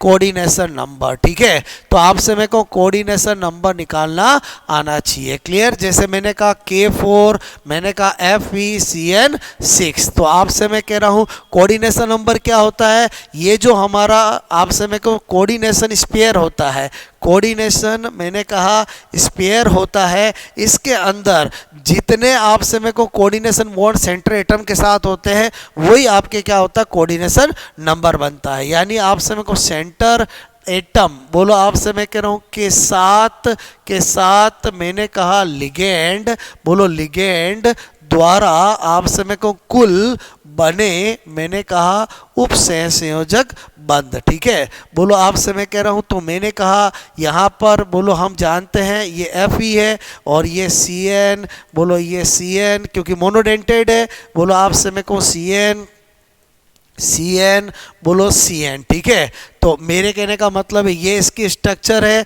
तो इसका कोऑर्डिनेशन नंबर कितना हो गया, बोलो आप कहोगे सर 6 हो गए। क्लियर, तो पहले कोऑर्डिनेशन नंबर आपको पता होना चाहिए, उसके बाद आपसे मैं कह रहा हूँ क्या पता होना चाहिए, नंबर 2 आपको इफेक्टिव एटॉमिक नंबर निकालना आना चाहिए। हर बार क्वेश्चन आता है इफेक्टिव एटॉमिक नंबर का, तो आपसे मेरे को इफेक्टिव एटॉमिक नंबर में भी आपको क्या पता होना चाहिए कि इफेक्टिव एटॉमिक नंबर आपसे मैं कह रहा हूँ जैसे ये K4 मैंने कहा FeCN6 है। क्लियर, तो आपसे मैं कहूँ इसके लिए सबसे पहले इसका Z पता होना चाहिए, Z ऑफ Fe कितना होता है, बोलो 26। मैंने कहा कोऑर्डिनेशन, बोलो आपसे मैं कहूँ कोऑर्डिनेशन नंबर आपको पता होना चाहिए कितना होता है, बोलो कोऑर्डिनेशन नंबर इसका 6। मैंने कहा ऑक्सीडेशन नंबर, बोलो ऑक्सीडेशन नंबर पता होना चाहिए कितना होता है, बोलो मैंने कहा आपको निकालना आना चाहिए ऑक्सीडेशन नंबर। बोलो आपको जैसा तरीका अपना केमिस्ट्री में वही है कि बोलो एक पोटेशियम का +1 बोलो x जिसका निकालना है और Cn पे -1 इजिकल टू 0, तो x इजिकल टू क्या आ जाएगा, +2 आ जाएगा। बोलो बात समझ में आए, ओके। ये 3 चीज़ें आपको सपोजेड पता चल गई। क्लियर, उसके बाद आपसे मेरे को क्या करना होता है कि अगर आपको क्या निकालना है, इसका आपका इफेक्टिव Z इफेक्टिव नंबर निकालना है, तो Z माइनस बोलो ऑक्सीडेशन नंबर बोलो +2 मल्टीप्लाई कोऑर्डिनेशन नंबर, इस फॉर्मूले को यूज करना है, काम हो जाएगा। यहाँ पर 26 रखा, 2 लेस किया, 2 इंटू क्या किया, बोलो 6 किया। क्लियर, तो 24 और आपसे 12 किया और 36 इसका इफेक्टिव एटॉमिक नंबर आ गया है। क्लियर, तो दूसरी चीज भी सीख गए। तीसरी चीज क्या है, बोलो IUPAC नेम। आपसे मेरे को IUPAC नेम का एक क्वेश्चन पक्का आता है, बोलो आपसे मेरे को जैसे प्रैक्टिस करा देता हूं कि K4 मैंने कहा FeCN6, आपसे मैंने कहा इसका नाम लिखना है, तो आपको सबसे पहले क्या लिखना पड़ेगा, पोटेशियम। इधर से ही नाम लिखना चालू करते हैं, जो आयनिक स्पेयर में होते हैं उनके नंबर को कभी भी डाई ट्राई टेट्रा नहीं लिखा जाता। फिर लिगेंड का नाम लिखते हैं हेक्सा, बोलो मैंने लिखा साइनो। ठीक है, जो भी आपका नेगेटिव लिगेंड होता है उसके O लगाया जाता है। फिर मैंने कहा बोलो फेरेट। क्लियर, आपसे मैं कह रहा हूं ऑक्सीडेशन नंबर को रोमन संख्या में लिखते हैं, बोलो आपसे मेरे को ये किसका नाम हो गया, बोलो आपका इसका नाम हो गया। क्लियर, तो मेरे कहने का मतलब है कि जैसे मैंने कहा NiCO4 है, इसका नाम लिखना है, तो इधर कोई है ही नहीं, बोलो डायरेक्ट हम क्या लिखेंगे, बोलो टेट्रा बोलो कार्बोनिल। टेट्रा कार्बोनिल लिखना, फिर आपने निकल लिखा और ऑक्सीडेशन नंबर नहीं है तो क्या होगा, 0, क्योंकि ये न्यूट्रल लिगेंड है, इसलिए आपसे मेरे को इसका ऑक्सीडेशन नंबर क्या आएगा, 0 आएगा। क्लियर, तो IUPAC नेम आपको लिखना आना चाहिए। मेरी बात समझ में आए, और उसके बाद आपसे मैंने कहा लास्ट एक 4 बात और क्या पता होना चाहिए, वो है बोलो आपसे मैं कह रहा हूं आइसोमेरिज्म। ठीक है, आइसोमेरिज्म, और उसमें भी आपको आइसोमेरिज्म में आपको क्या पता होना चाहिए, एक आयनिक आइसोमेरिज्म। बोलो आपसे मैं कहूँ आयनिक आइसोमेरिज्म क्या होता है। आयनिक आइसोमेरिज्म में आपसे मैं कहूँ आयन जो आयनिक स्पेयर में उसमें फर्क होता है, जैसे मैंने लिखा CO, मैं यहाँ पर लिखा H2O, आपसे मैं कहूँ 6, बोलो मैंने लिखा 5 Br और मैंने लिखा Cl। क्लियर, और एक मैं आपसे कहूँ CO H2O और यहाँ पर लिखता हूँ 5 Cl और बाहर Br। तो मेरे कहने का मतलब है इनका जो एक्वस सॉल्यूशन होगा उसमें क्या होगा, एक में Cl आयन होगा और एक में Br आयन होगा। मोलिकुलर फॉर्मूला सेम है, मोलिकुलर वेट सेम है, तो आपसे मैं कहूँ लेकिन इनकी स्ट्रक्चर बोलो आयनिक स्पेयर में अलग अलग आयन होने से है, तो इसको आयनिक आइसोमेरिज्म कहते हैं। क्लियर, उसके अलावा मैंने कहा दूसरी होती है हाइड्रेट आइसोमेरिज्म। क्लियर, हाइड्रेट में क्या होता है कि नंबर ऑफ हाइड्रेट मॉलिक्यूल की क्या होती है, आयनिक स्पेयर और आपसे में कोऑर्डिनेशन स्पेयर में अलग होना चाहिए। जैसे CO मैंने कहा यहाँ पर सपोज दैट मैंने लिखा H2O, मैंने यहाँ पर किया 5, ठीक है, और यहाँ पर मैंने कहा Br और यहाँ पर लिखा Cl2, ठीक है, और यहाँ पर मैंने कहा CO, बोलो H2O 4 कर दिया, और आपसे मैं कहूँ यहाँ पर Br और Cl और मैंने कहा Cl और H2O, तो हमने देखा आयन तो सेम ही है बोलो, लेकिन हाइड्रेट की संख्या अलग है, तो ये कौन सी समझा होगी, हाइड्रेट आइसोमेरिज्म। सबसे इंपॉर्टेंट है लिंकेज आइसोमेरिज्म, लिंकेज आइसोमेरिज्म या बंधन आपसे मैं कहूँ समावेयता। इसमें क्या होता है, ऐसे लिगेंड जो एम्बिडेंटेड है वो शो करते हैं। जैसे मैंने कहा कि अगर आपको एग्जांपल दिया यहाँ पर Ni, मैंने कहा CN4 आपसे मैं कह रहा हूँ और Cl2, क्लियर, और एक लिखा Ni, बोलो NC4 और मैंने कहा Cl2, तो ये आयनिक का हो नहीं सकता, लेकिन यहाँ पर साइनो है, यहाँ आइसोसाइनो है, तो ये किसका एग्जाम्पल होगा, बोलो लिंकेज का होगा। ऐसे ही मैंने कहा एक और होती है फोर्थ, जिसका नाम होता है कोऑर्डिनेशन, आपसे मैं कहूँ कोऑर्डिनेशन आइसोमेरिज्म, ठीक है। कोऑर्डिनेशन आइसोमेरिज्म की बात करें तो मेरे कहने का मतलब है कि जैसे मैंने एग्जांपल लिखा Ni, बोलो CN4 आपसे मैं कह रहा हूँ, ठीक है, और एक लिखा मैंने सपोज दैट CO और आपसे मैं कह रहा हूँ यहाँ पर CO, बोलो 4, क्लियर। तो मेरे कहने का मतलब है कि यहाँ पर अगर ऐसा मिले कि बोलो CO, मैंने कहा CN4 और मैंने कहा Ni, बोलो CO4, ठीक है, तो यहाँ पर क्या हुआ, एक्सचेंज ऑफ मेटल हुआ, तो सेंटर मेटल हुआ, इसको बोलते हैं कोऑर्डिनेशन आइसोमेरिज्म।